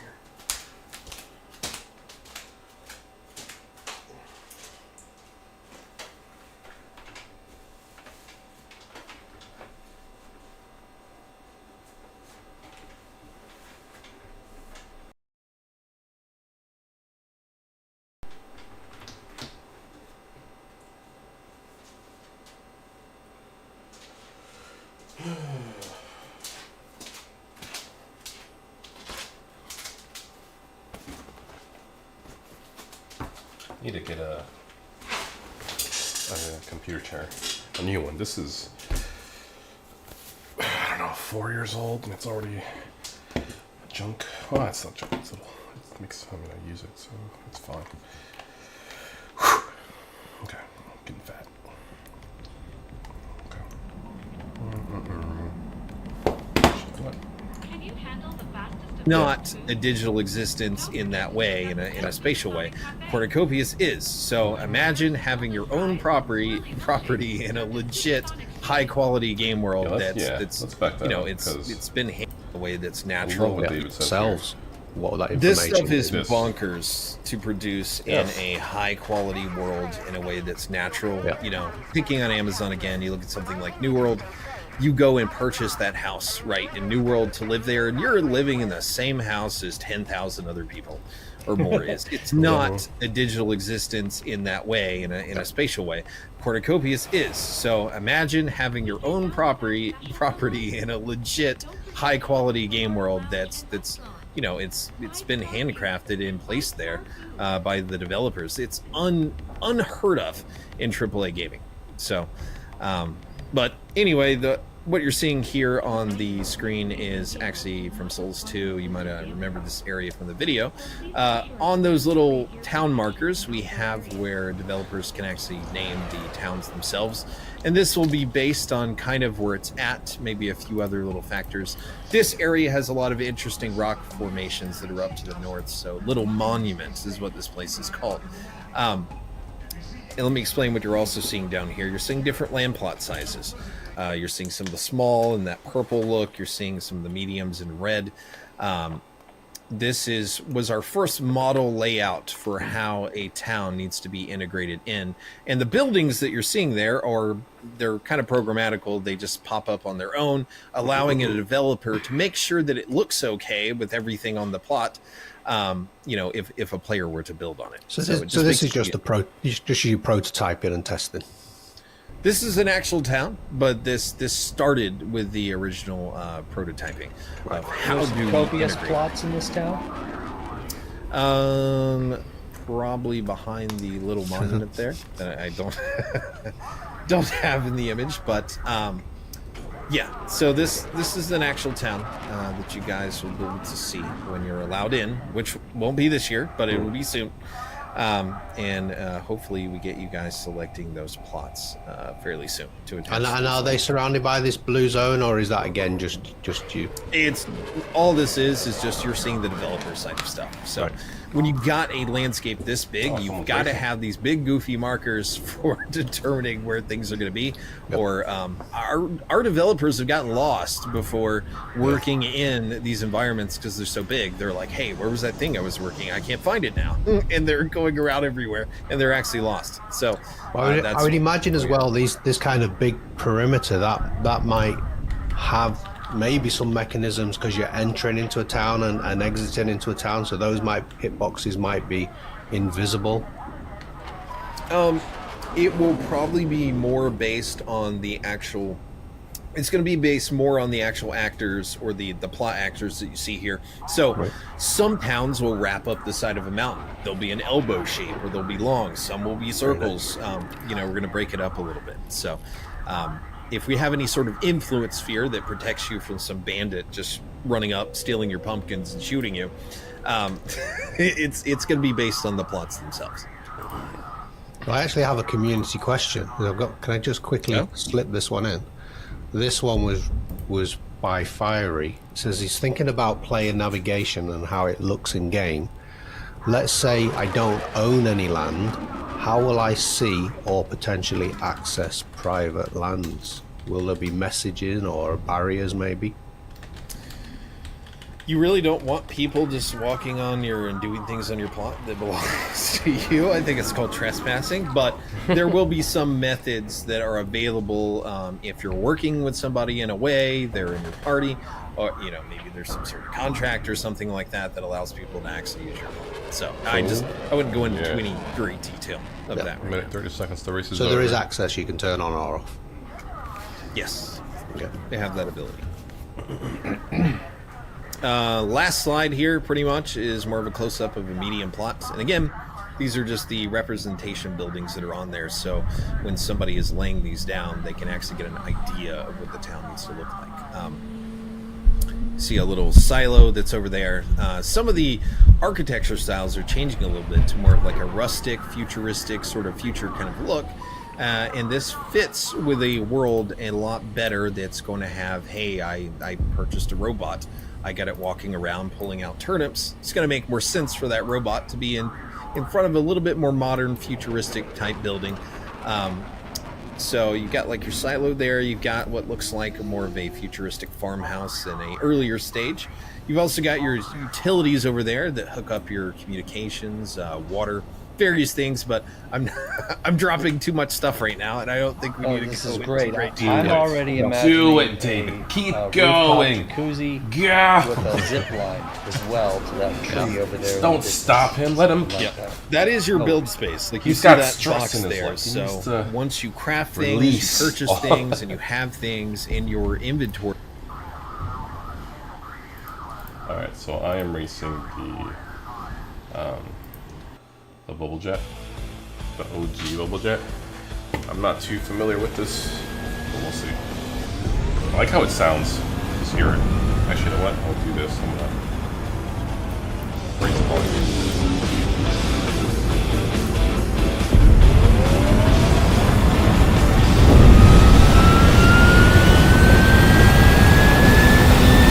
Takes a long time for the temperature to increase on the thrusters.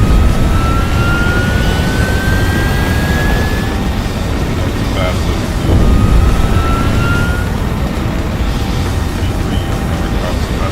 this is a class B, right? Class B.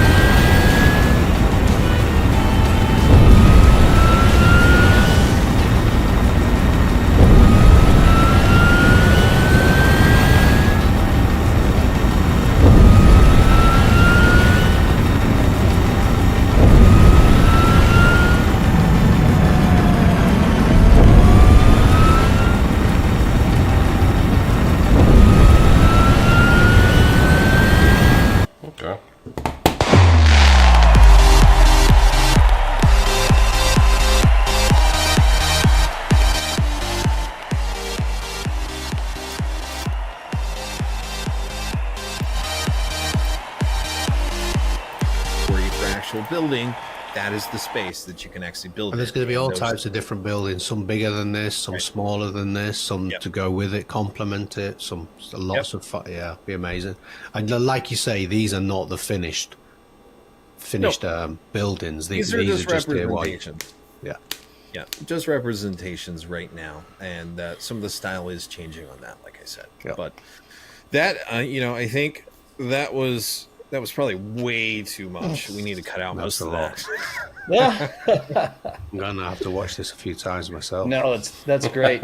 Even Rob's like, I want to know more. So, have we covered the leak, the rare testers? No, Going to not that? yet. Not yet. Okay, so Oh.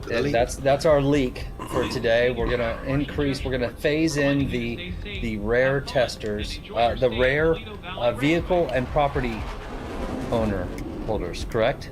Into Calido Valley, yes, and Calido Racing. So we're opening the NFTs up to the rare, but that is a bigger pool of people. So this actually We're gonna doubles. phase it in gradually. Yeah, doubles. So we will have Are you to racing? figure out how so we might just allow the landowners in first or the vehicle owners in first. We might have to flip a coin. Some people are going to be upset, but it's only going to be for a short period, and then we open it up to everyone else. Just see that the servers can handle it.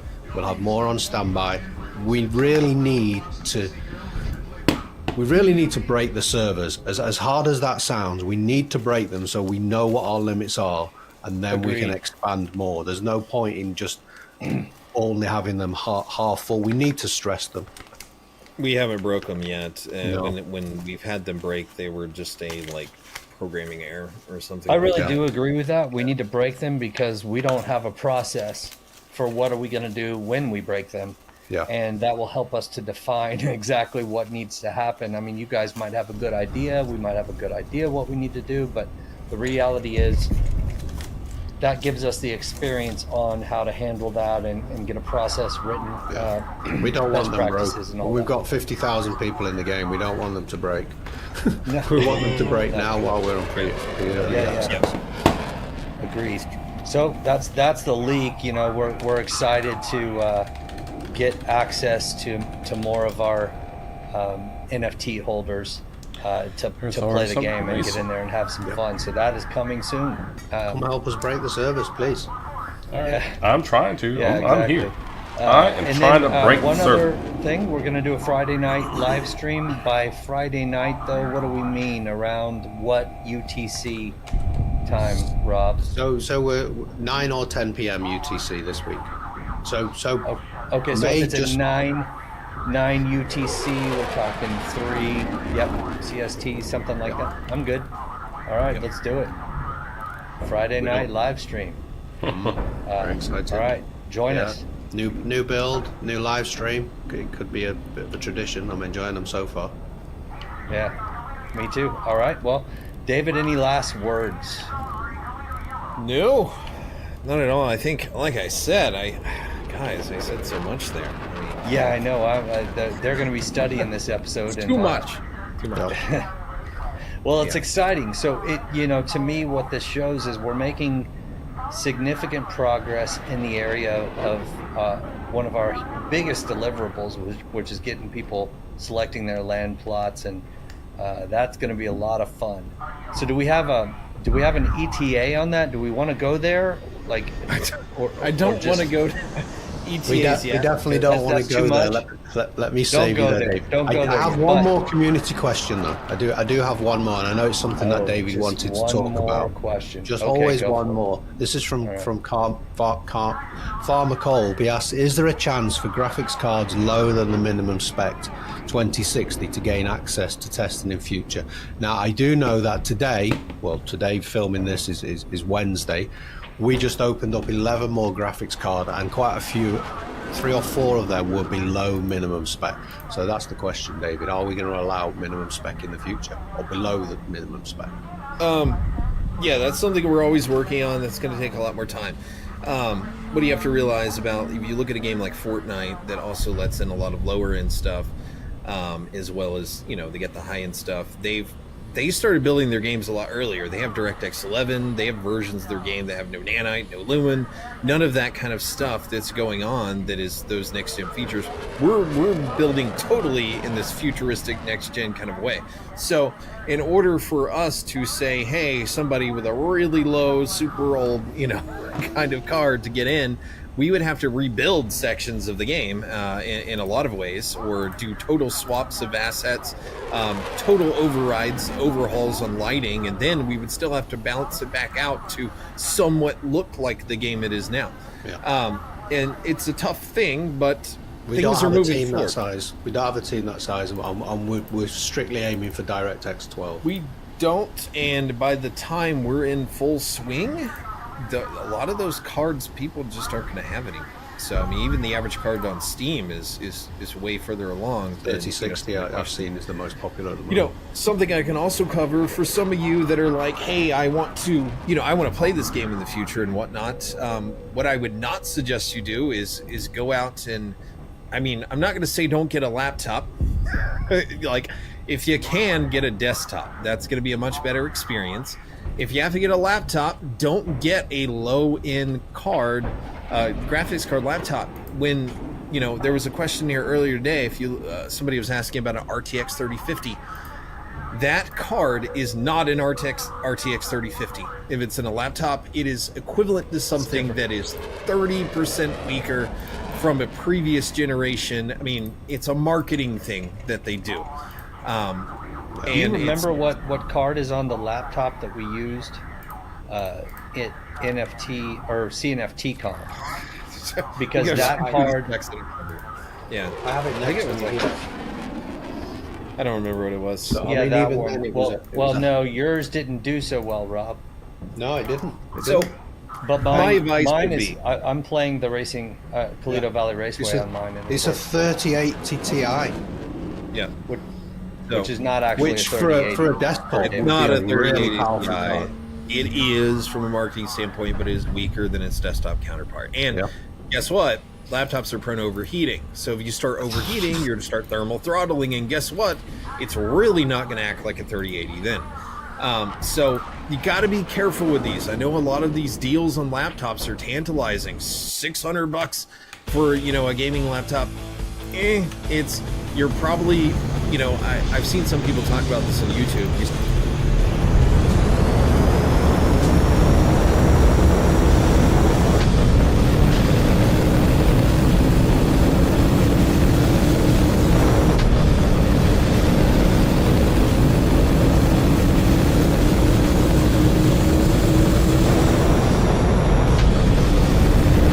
Oh. Got in my way.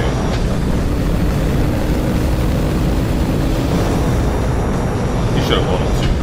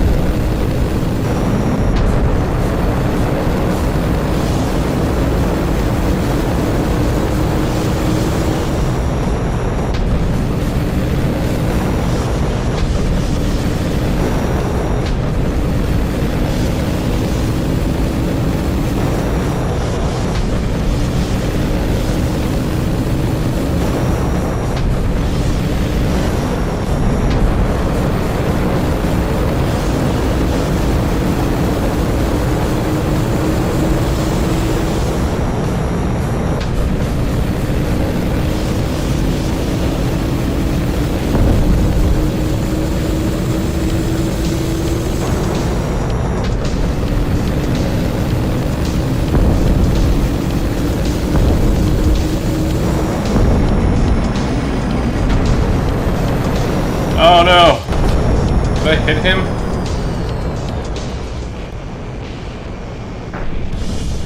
Damn.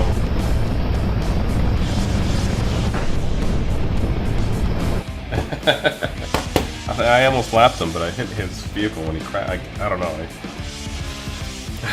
It's all good. I don't think I'm going to get the record there anyway. But let's go back to while we wait for him. You spend more on a computer, it's going to last you longer, and over time, you're going to save money. Agreed. So, if you're looking at getting a laptop, don't go with the lower end graphics card choice. Go with something a bit higher. Okay, if you're going to get a desktop, you don't have to do that little jump because you're actually getting a proper graphics card. And that makes a pretty long episode, so we want to wrap it up for you guys. Thank you for watching Kopi Cafe, episode number 71. We'll see you next time, next week. Bye-bye. Enjoy the outro. Bye-bye.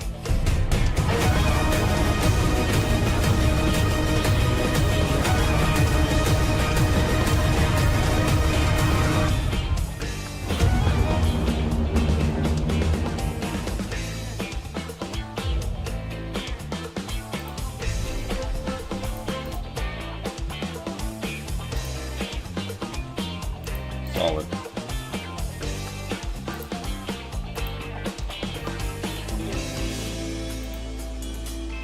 Just made it through.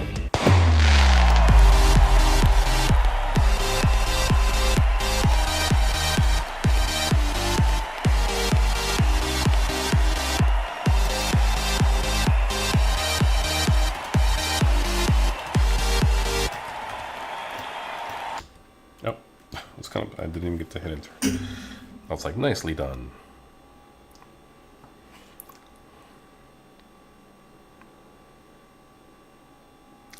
Oh, did I get a delivery from Amazon?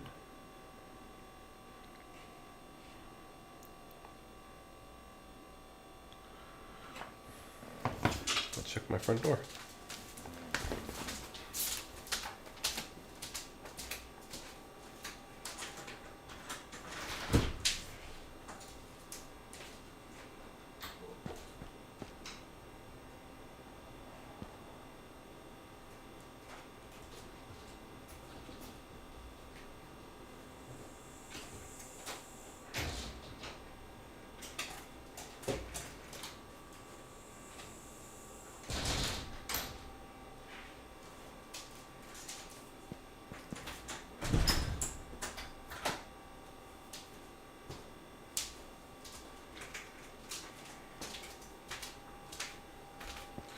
Alright, I got a package. It's my Works holiday gift. Whoa, he's just standing up there. Corny bee. Corn bots.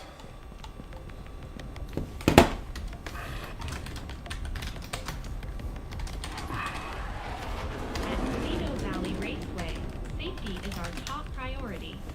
If you are not a racer, please stay in areas designated for the general public only. Locational restrictions apply to racers as well.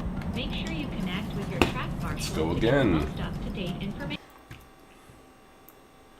I thought within towns as well, probably close to the racing track.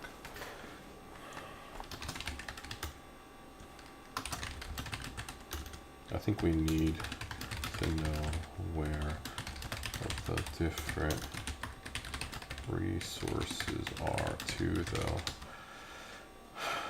I wanted David to continue. Snow, beans, after beans. Oh, someone is in the race. We got a whole 3 minutes. All right, you know what? In that 3 minutes, let's go back to YouTube real quick.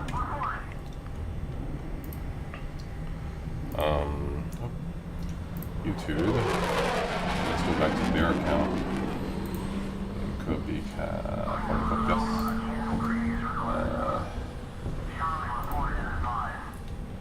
Let's go to episode. Oh wait, playlist. Copy cafe. View playlist. 60. Enter red mark zone. Stay in the racing lounge and other designated areas for the general public.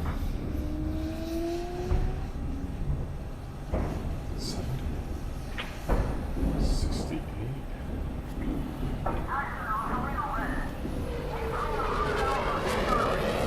69.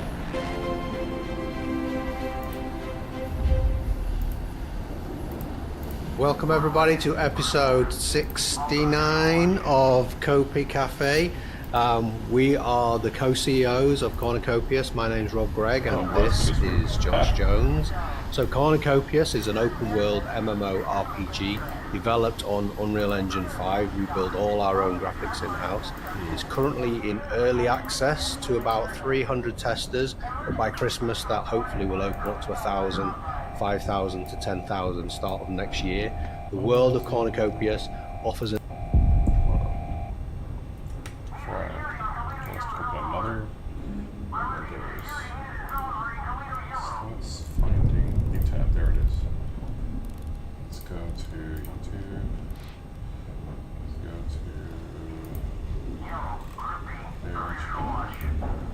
yeah, so wait, I can go to history. offers an immersive experience set in a post-apocalyptic, skybound setting, an alternative universe. Take on Earth. Welcome, Josh. It's been a while. We've lost our 45-day streak. This one. Yeah, we have.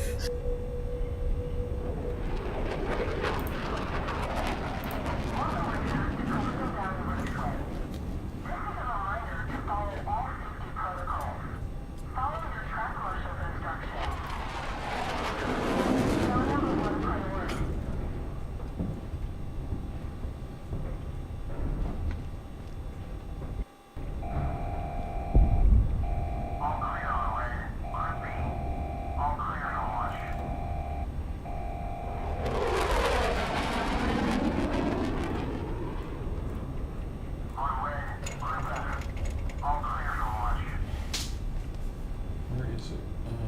Vehicle, there it is. 50. Poor wet dog that had to go use the bathroom in the middle of a thunderstorm. So, Oh man. yeah. Everyone can see things. You should see C-Class right there.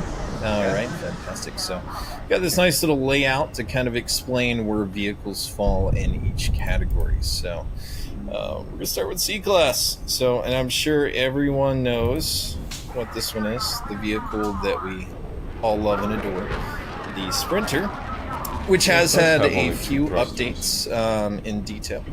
We actually got the thrusters going on these two, so you guys can actually see these things, but with lots of little like extra details in the vehicle. They're pretty cool. And actually, in this lineup of things, I don't have the stats up right now for things, but the Sprinter, out of many of these vehicles that are in a row here, actually holds quite a bit of cargo. So we have a standard cargo unit that we actually take.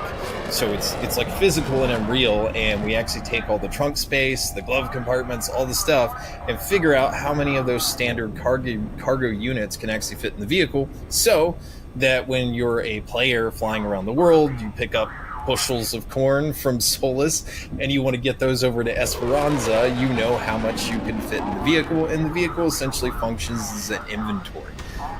So you got more storage in this one than most of the vehicles. But yeah, Bubble Jet Sprinter, we've seen it quite a bit, but this is the Sprinter. That is race ready as well, right? I like the lights on this one. Yeah, most certainly. It's even got detail underneath here, even though it's kind of hard to see. So yeah, that one's ready for racing, and this really stands as a vehicle that it can do racing, but it's got some extra utility for the metaverse as well. Should we move on? Oh, I don't know if this Look away. has been Look away. seen. What is Well, that? That's pretty leaky. There's our leak for the day. Nice. All right. So, Core Dynamics, a company that's in Cornucopias, that actually makes a lot of the utility type stuff where you see public transport. The World Breaker, I don't think anyone's seen the World Breaker yet. Big industry kind of company, but they also compete with Bubble Jet. So this is kind of their entry. This is known as the Core Dynamics Astro 4. This is a vehicle you'll see maybe soon, maybe at a later time. The sale, I think, I don't know if Josh, you want to talk about how the sale would go about on this one, but we are trying to move in a little bit more of a mainstream direction. Well, yeah, actually, you know what? That's a good point for me to interject. I've seen some chatter every once in a while. Oh, too many sales. You're doing, don't sell anymore. And the reality is, like, some people are in a paradigm of PFP, NFT project thinking, and this is a game. And I guess the question that I have for you guys is, would you rather have a game where we have a small community of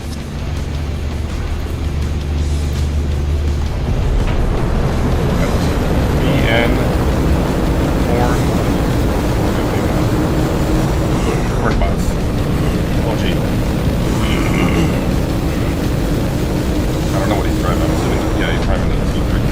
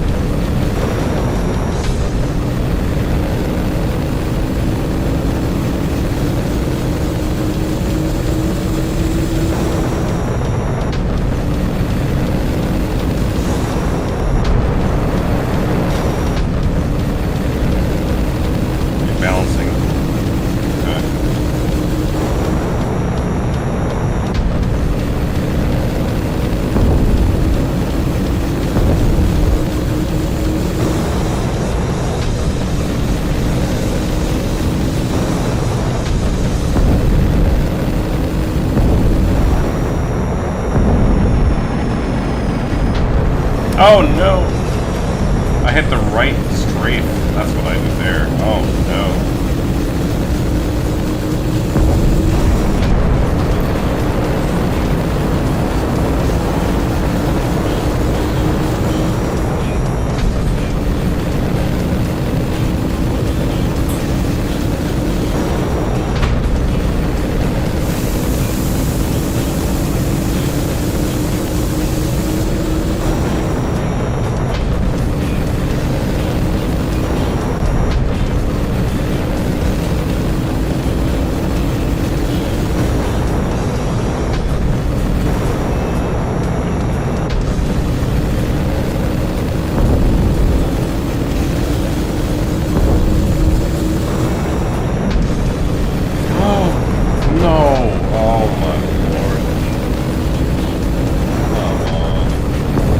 Oh, Lord.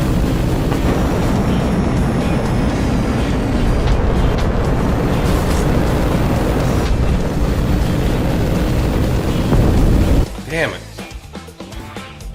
¿Qué pasó? Give me the one. Okay.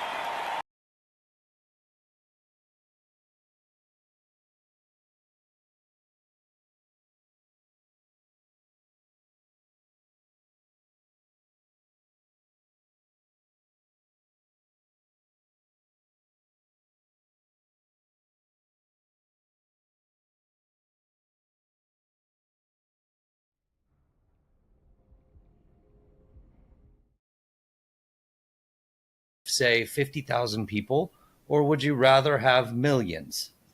If you want millions, which is what we're going for, we need to look at what the traditional gaming community has in that area. And when you look at mainstream games that have millions of followers, they have a lot of content.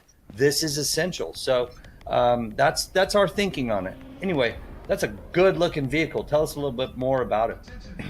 So this one's a little, I would say, performance-wise, it's got some good handling aspects about it, so maybe a little bit slower than the Sprinter. One thing it does excel on the Sprinter is having lots of cargo space. So there's actually a cargo door in the back of there. There's also doors on the outside, so I think from the company perspective of Core Dynamics, the aim on this vehicle is to produce something that's sort of a sporty courier type vehicle. Great for getting around the world. It's a everyday driver kind of vehicle, but it also has some racing utility to have fun. It's sporty utility. It's really awesome. Love it. Pretty cool. So we'll see when that shows up in the future. Rob is just so amazed he can't say a word. Apparently. No, I'm thinking of, is there enough room in the back to put golf clubs in? Yes. He's thinking Yes. about golfing. Maybe I need to take up golf. You Yeah, do. no, We'll they're be absolutely- playing in Vegas for please.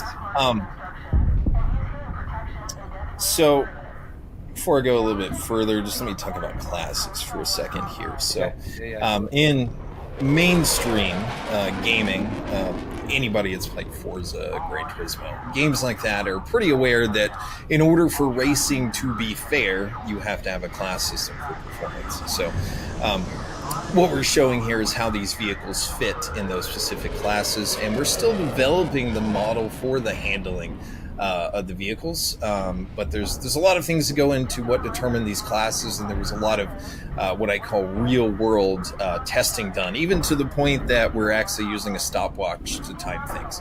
So the aspects of the vehicles that we measure for performance are majorly going to be speed, which is a combination of a top speed that you could reach within a certain distance, and a combination of top speed when you're afterburning. You know, when you got the boost going on there, then we mix that figure together to get your speed figure. For other figures like handling, they're quite a bit more complex. So the weight of the vehicle goes into those, how well it can maneuver, and also braking. You'll find various braking systems across vehicles where some have aero brakes, where they can throw the flaps up and actually help brake. You'll find some that actually have reverse thrusters. So there's a lot that goes into that. The other thing is acceleration. That's basically where we measure a vehicle from takeoff without afterburner at 1,000 meter mark to determine what speed it can reach to determine the acceleration. So there's a lot that goes into the class systems to make sure things are nice and balanced for racing, but these vehicles here are the only ones that will be available in C-Class in the very near future. I love the design of the front of that one. That's just really cool looking at that. What, this one? Front view. Or that one? This one? Oh, well, T1. the white one, but this one too. This is the T1? One of the T1s. Yeah, so Calido Valley, you know, they have track management. This is one of the, we call them the free vehicles, but this is not a vehicle you can go and leave Calido with or fly to Solus with. This is just given to you by the track for racing. That's its only purpose as far as right now goes. It definitely, could it be that we sell T1s further on in the future? It's quite possible for people to own and actually take around the metaverse. It's possible, but these are just, it's kind of like when you go to a go-kart track to have fun with your family and you pick a go-kart and you go racing with it. That's what these are for, and this is what fits in the C-Class. And So we you gotta- want to be free to play, so. Yes, you're gonna have something for people to start with. It's actually all Those kinds brake of lights there? little Oh, details. nice engine. Brake shot. lights, bolts, and screws. And this one just has a single thruster. We'll get to the other ones. You have some of your thrusters down here as well. You don't have any reverse thrusters on this one, but No we'll cargo move. space. What? No cargo space either. very little that's in a vehicle like this. And if you look at it, this vehicle's, it's intended for racing. That's what it's for. All right, moving on to one of my favorites here. So as you see, my hats. Josh, I think you're wearing your hat. I can't see the screen right now, but the Javelin. This is the legendary Javelin, and one I personally own. So I absolutely love this olive drab. You got sort of the satin metal color that's going on with it. Some more details were added to it. Nice. Good work. Yeah. No, actually I didn't. I bought one because I wanted one. All right. Believer. You're a believer in the project. I like that. I buy the ones I want. Yeah, for sure. I like the detail on the handles. Can we get a close-up of that? Oh, you're talking about the... Yeah, you got some suede, all that kind of stuff. That's right there. Yeah, pretty cool, pretty stylish. This thing always has I love the rear profile. And then when you're walking around Calido Resort, you'll be able to go into the GTI showroom and walk around these ones. Yeah. So good to see. Quite a few I things. want to build a life-size replica of this physical one day in New York City for people to come and sit on this. Yeah, I think we can actually hide. We could hide wheels underneath and actually drive it around. That could be fun. So, what's this? Bonanza. So that's the regular Bonanza, and this is actually, they're lined up well enough so you can see how terrible they are. But this is a rivalry that I think is going to be really famous.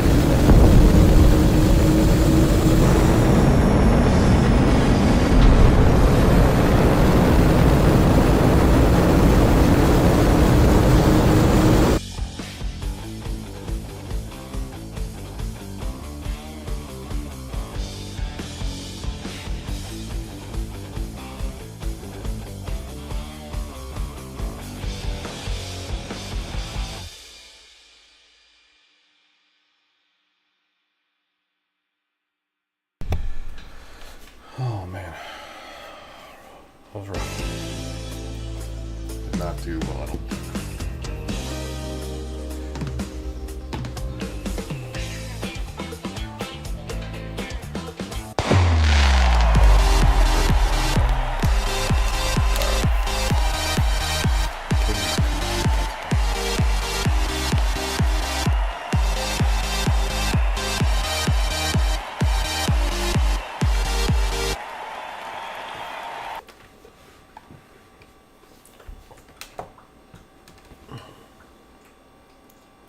No le echaste nada, ¿verdad? ¿Cómo no? ¿Qué le echaste? Las migajitas de zanahoria que sobraron del tour, que estaban crudas. Ajá. Las metí en un plástico y las eché ahí. Ok. Y también las hojitas verdes que piqué. Ojitos verdes. Las que te gusta el olor, que hago pico de gallo. Cilantro. Oh. Whoa, get off me, man. Whoa. I did not consent to this. Oh, who's that? Jupiter. This is Carl Crash, your 5-time Calido Valley Rocket Cup champion, reminding you to stay safe, stay cool, and enjoy your stay at Calido. Green onions. Ooh, I got soup.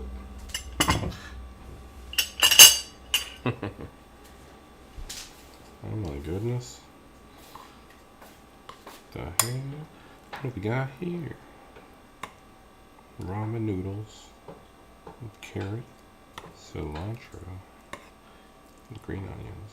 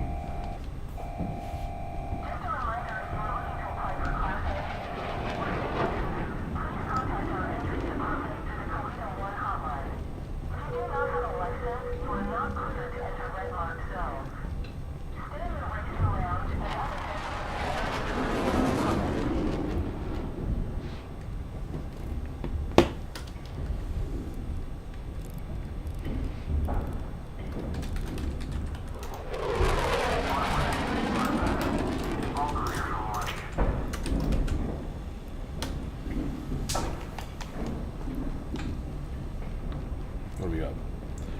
This in here. It's my T1. T3. Oh. G-Bonanza.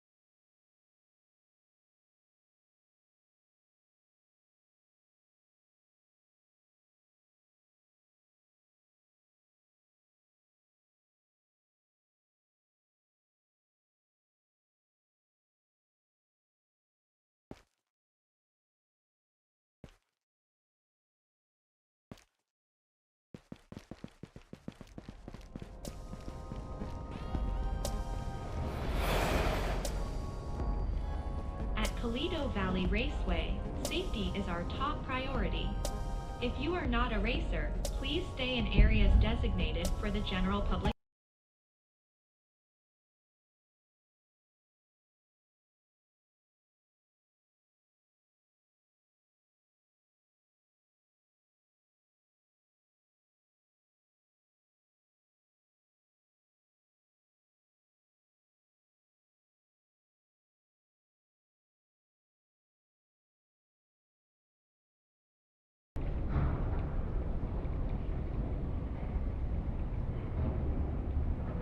All clear runway. All clear for launch.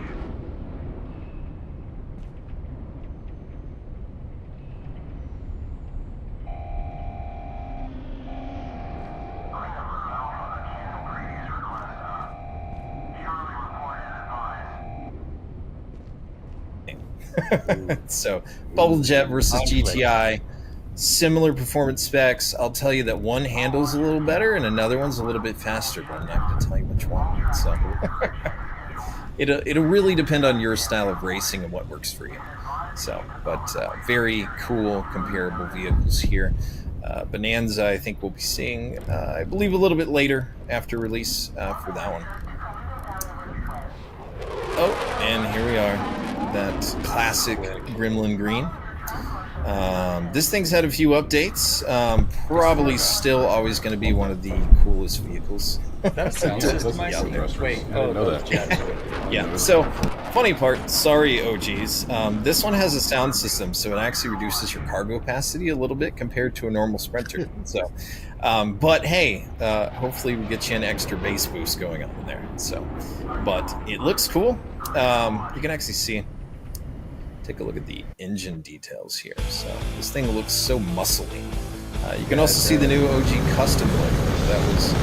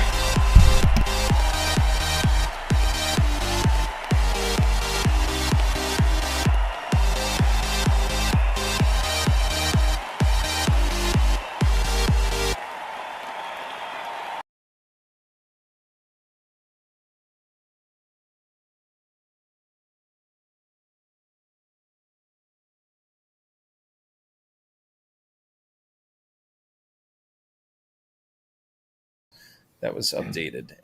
Something I covered in the Discord is OG Custom is not a bubble jet specific thing. They are an aftermarket company that takes vehicles like the Sprinter and customizes the crap out of them, basically, to produce a very unique vehicle that is limited in quantity, just like this one. So, very cool. Any questions? No, it's amazing. So pretty. The green's so pretty. Does it come in Tiger? I don't think this one did. No. If you are a racer, please access Sprinter, regular B-class. Sprinter comes All in right. Tiger Orange. get started. Here is a B-Class T1. So you can see there is some differences. We have reverse thrusters. These things are actually a lot of fun. You hit the brakes and the whole thing shakes. I don't know if... I'm sure many of you are familiar with when you're on an airplane and you go to land and you can hear the Turbulence. reverse thrusters come on. Yeah, Don't forget to yeah. get up It's and a lot of leave fun. the Braking is Raceway actually fun for once in There a you game. can purchase I love it. This one actually has probably the most detail on the back as far as exposed engine internals and all that. So all of these also have an aero braking kit that goes with the reverse thrusters. So very good For looking those vehicle. excited to get in and play the game and race, you said the reverse thrusters create an effect. Yeah, they actually do. Turbulence. So So Yeah. it makes it feel fun to brake to go around some of these turns.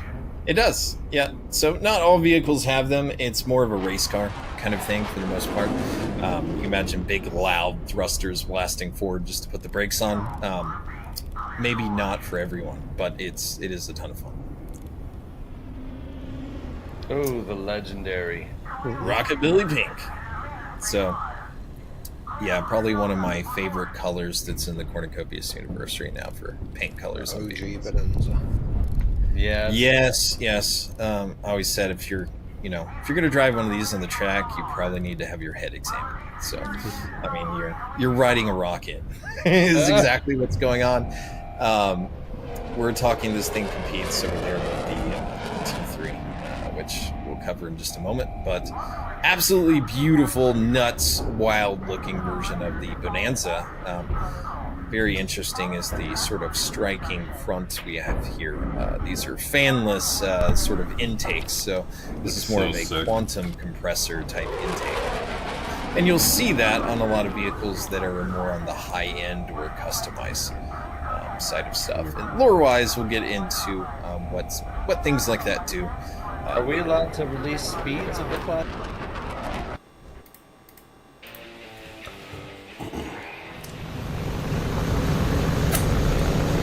Do it.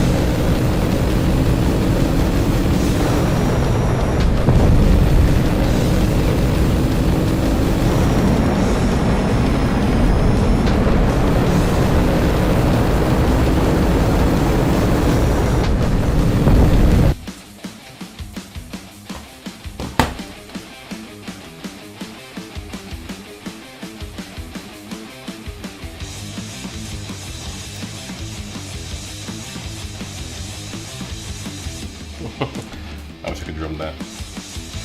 Sounds chaotic. I love it.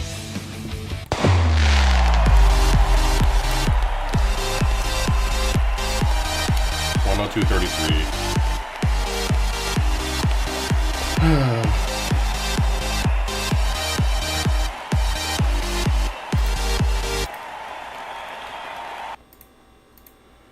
I've been playing this game for a while now.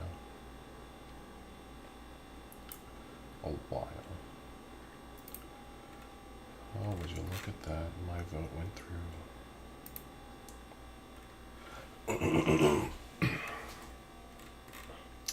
Where are we with the sale? Actually, well, let's finish this. Class A vehicles yet, or is that still under wraps?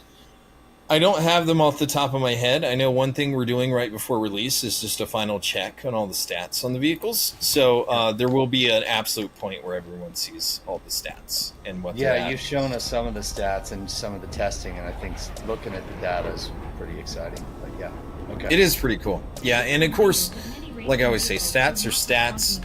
Whatever fits you on the track is a little bit different. No doubt, somebody that's great at racing could probably beat somebody. They could probably be in a sprinter and beat somebody over here if they know what they're doing. So there's a lot in the driver's hands. I mean, you could probably have a reverse effect being in a vehicle that's too fast if you're not prepared to handle it, right? Yeah, that's basically what I'm saying. Is it's like getting in a brand new Corvette, not familiar with the V8, and you spin out and go into a curve. That kind of thing. I'll be driving the Tiger Sprinter, but I'm pretty sure I won't be beating anyone. This color is Valley Orange, which is very similar to Tiger. All right. This is the beefiest version of the T1, and boy is it beefy looking. So look at the reverse thrusters, the thrusters we have underneath. Take a look at the rear. This thing just so this is the T1. It's still a a free vehicle. It's just beefed up for A class. Beefed up so it can compete with these lovely guys that are over here. The difference in the free ones and the NFT owned ones will be the rewards. Time for the T3. So you guys probably saw, of course, the video for this recently. Very beautiful vehicle. You guys probably saw the concept version of the T3, especially back in CNFTCon Vegas. So much of the T3 was actually redone. It's about 20-30% larger than it was before. And I think it's got this sort of, I don't know, it's like an F-14 Tomcat with this stealth bomber kind of vibe going on, which I love. Sick. A lot of people talk about the fat rear end as well, which I very much like. It's actually not as wide as you think, though. You look at it from the top view. So very, very cool machine, and I can't wait. I can't wait to play this. So I'm very excited. I'm not going to tell you much. This week. Yep. I'm not going to tell you which rarity color this is. I absolutely know. But I guess we'll have to see what the other colors look like. There's a lot of cool stuff. So you can actually go inside here. Very sporty interior that kind of reminds me. Yeah. Ferrari in a way. All the rarities, by the way, do come with a different interior leather trim. So all of them. So Toretto! You not only can get excited about what color am I getting on the outside, what color are you getting on the inside. Finally, daytime. There's actually, I'll tell you how that's going to work. Yeah, I'll tell you how that's going to work. So, because we wouldn't want to modify. We wouldn't say, hey, bubble shed is manufactured. You need to make your vehicles all with a bubble head holder because then it becomes weird. So we're actually doing a little device so that when you have a bubble head, it's like a little clip-on that's in the vehicle. And imagine if you're racing in here. Hopefully you don't get too distracted. That could be bad because consequences for mistakes in racing.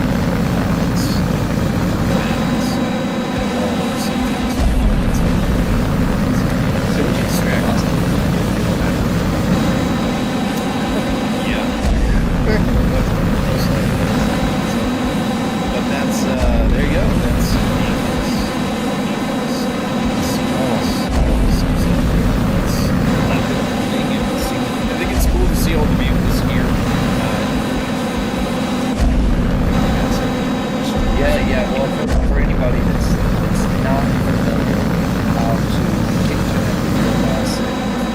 participate in the NFT sale that's coming up for the T3, which is the A class T-shirt last. You can go to our Discord. There's plenty of people in there, so go to our Discord. You can find out the Discord link from just go to our website, cornucopias.io. And you can also go to our Twitter at Cornucopias Game. Yeah, go ahead and get set up and prep for this. It's going to be fun. We always have a lot of fun. There's people that live stream our mints while it's going on. I think the thing that I'm most excited about with this is that we really tried to time this where the game would be. I forgot that I'm playing the audio. Public testing, right?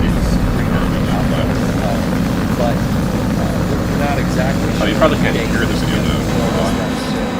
But it's so close. We're so close to giving these things getting into racing. So, anyway, these look amazing. What a dude for a streamer, huh?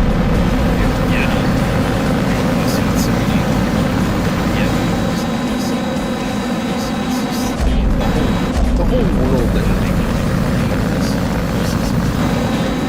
is going to be a very fresh experience for And another nice hang with David on Yeah, nice to be down there. Yeah, I know. Once we get this release out, I'll be on here more often. It's, really cranking it to take things home. Yeah, I think the community loves seeing you, love talking to you. It'd be good to have you on Clip Cafe a little more regularly to give some perspective, because I think so many of us very much like. It's actually not as wide as you think, though, when you look at it from the top view. So, very, very cool machine, and I can't wait. I can't wait to mint one of these. So, very excited. I'm not going to tell you which. Yeah, go ahead. It's coming up soon. It's this week coming up. Yep. Not going to tell you which rarity color this is. I absolutely know. But I guess we'll have to see what the other colors look like. And there's a lot of cool stuff. So yeah, I'm definitely. You can actually go hop inside here. Very sporty interior that kind of reminds me of a Lamborghini. Yeah. Or a Ferrari in a way. All the rarities, by the way, do come with a different interior leather trim. So, all of them. So, that'll be kind of fun. You not only can get excited about, well, what color am I getting on the outside? What color are you getting on the inside? Where do I put my bobblehead? I hit the red track. There's actually, I'll tell you how that's going to work. Question. Yeah, I'll tell you how that's going to work. So, because we wouldn't want to modify. We wouldn't say, hey, Bubbleched, as a manufacturer, you need to make your vehicles all with a bubblehead holder, because that'd be kind of weird. So we're actually doing a little device so that when you have a bubblehead, it's like a little clip-on holder that's in the vehicle. Nice. And you can imagine if you're racing in here, hopefully you don't get too distracted by your bobblehead. Just kind of bobbling around over there. That could be bad, because consequences for mistakes in racing it can be pretty bad. So you hit a wall or something too hard, it's not going to be good. So don't get distracted. Hospital, right? Your head will be bobbling. Yeah, most likely, yes. So, but that's there you go. That's A class, B class, and C class. Just an example of what's up and coming, and seeing. I think it's cool to see all the vehicles here in their full detail. Do you guys have any questions? Yeah. Well, for anybody that's not familiar with how to get connected with us and participate in the NFT sale that's coming up for the T3, which is the A class he showed last, you can go to our Discord. There's plenty of people in there, so get to our Discord. You can find out the Discord link from just going to our website, cornucopias.io. And you can also go to our Twitter at Cornucopias Game. But yeah, go ahead and get set up and prepped for this. It's going to be fun. We always have a lot of fun. There's people that live stream our mints and while it's going on, and I think the thing that I'm most excited about with this is that we really tried to time this where the game would be live in public testing, right, in pre-alpha. But we're not exactly sure of the date just yet. We will list that soon, but it's so close. We're so close to giving these things, getting into racing, and so I'm fired up about that. Anyway, these look amazing, David. It's just beautiful. Yeah, vehicles. I think they're awesome. It's so unique. You don't get vehicles like this in a lot of different games. It's just the whole world that we're making here. The Cornucopias universe is incredibly unique. It's going to be a very fresh experience for a large scale. Yes, sir. And another nice hang with David, our creative director. So thanks for coming on. Yeah, nice to be on here. Yeah, I know. Is once we get this release out, I'll be on here more often. I just really cranking it to take things home right now. Yeah, I think the community loves seeing you, love talking to you. It'd be good to have you on Cup Cafe a little more regularly to give some perspective, because I think so many of us lack perspective on what all goes into building some of this stuff. So we could do some behind the scenes stuff. We could talk about some of the technology, some of the things, creative solutions you've come up with. There's so much we can do. But. Yeah, no, definitely. We are trying to be cutting edge with everything that we're doing right now. State of the art. The Cornucopias, you think about it, games like this do have a longer production cycle, obviously, but you don't want to arrive at your final point and say, oh, the game's in a good state, to really market it and push it to everyone, and then it looks like it's from 5 years ago, that kind of thing. So we're trying to stay as future proof and cutting edge as we can with it. And I think you Cornucopians, you guys will probably see by now that looking pretty good.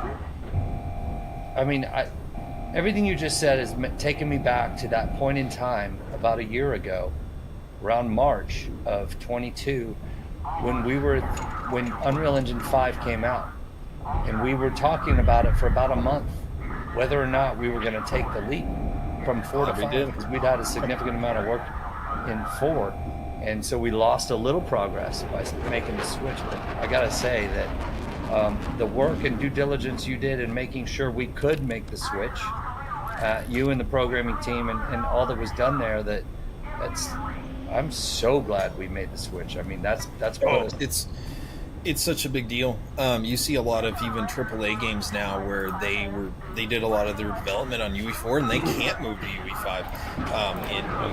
Just keep in mind, like, this is their channel. I would recommend, if you like Cornucopias, want to get games, or want to be interested in something where, let's say, like,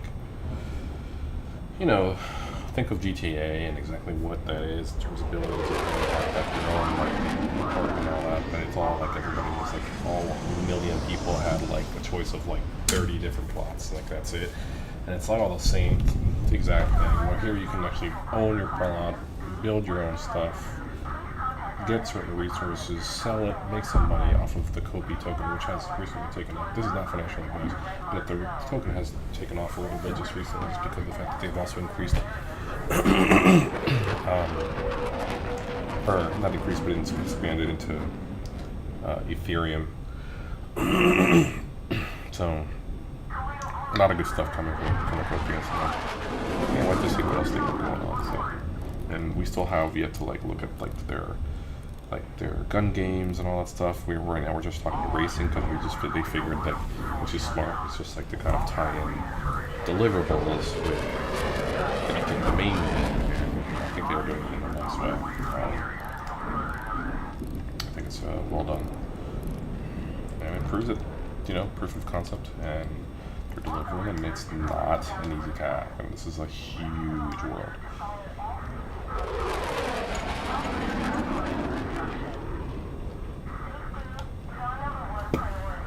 But yeah, follow their account. It's just Cornucopias game on YouTube. This is Josh. This is Rub, and this is David. Taking the lead on developing like the project, and then the founders with their ideas and promos and keeping us up to date and really this trio right here is solid, man. Yeah, great stuff. Props to them. Props for them to allowing me to have fun in their game. They're like, this is dope. And yeah, we're all wanting to make money, right? This is all about money too, so. We're all gonna get stupid rich, you know what I'm saying? Alright, here we go. This might be my last one streaming.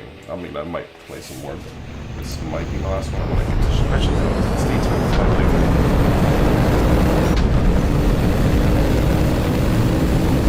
Just got daytime. Gotta take advantage of it.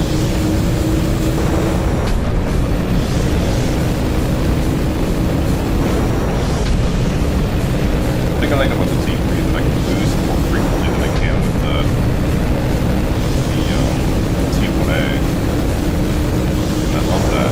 First, T1A, the thrust that they heat up so quickly. It's such a plus for the T3 now. That's what makes me want to play the T3 significantly more. I never touched the T3 for the update. And it was just awful. Ooh, wow, that is as close as I'm going to get to that corner.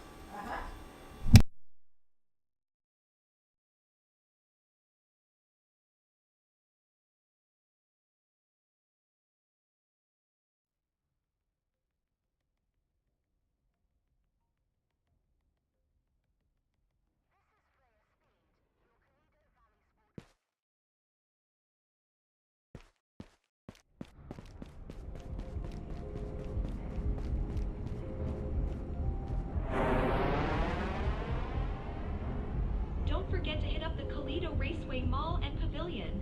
There's where you can purchase the hottest outfits.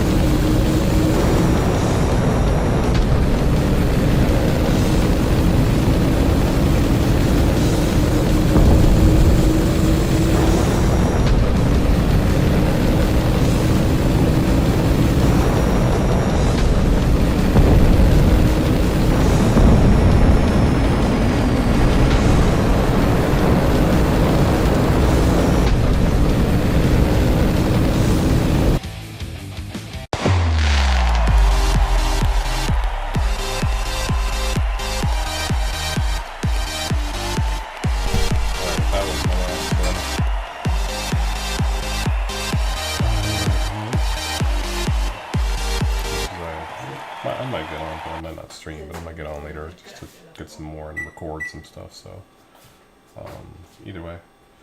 Imagínate. Le dice, es que mi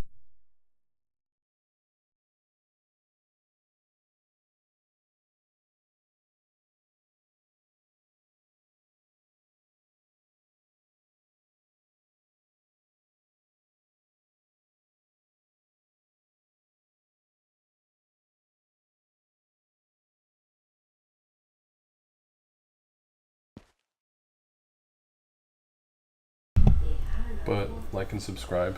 Hit the bell notification if you want more streams of what I'm doing here. And yeah, check out the game. Go to their Cornucopias game on YouTube. And they also have a Twitter. I mean, follow them. I mean, they have a lot of stuff. And they also have a Copy Wiki. If you need to know anything at all, go to their Discord. Go to Copy Wiki. It has absolutely everything. They update it as frequently as they can just to keep everybody up to date. But their Copy Wiki has practically everything on it, or at least anything that we know about today, such as like how they're distributing the land plots and all that stuff, and what they're doing with their Copy, and the fact that they release stuff on, anything that's anything to do with Copy or Cornucopias, it's on the Copy Wiki, which is a brilliant idea to have had to keep everything up to date. So, anyways, thanks again. For the millions out there watching. All right, I'll catch you on the next stream. Adios.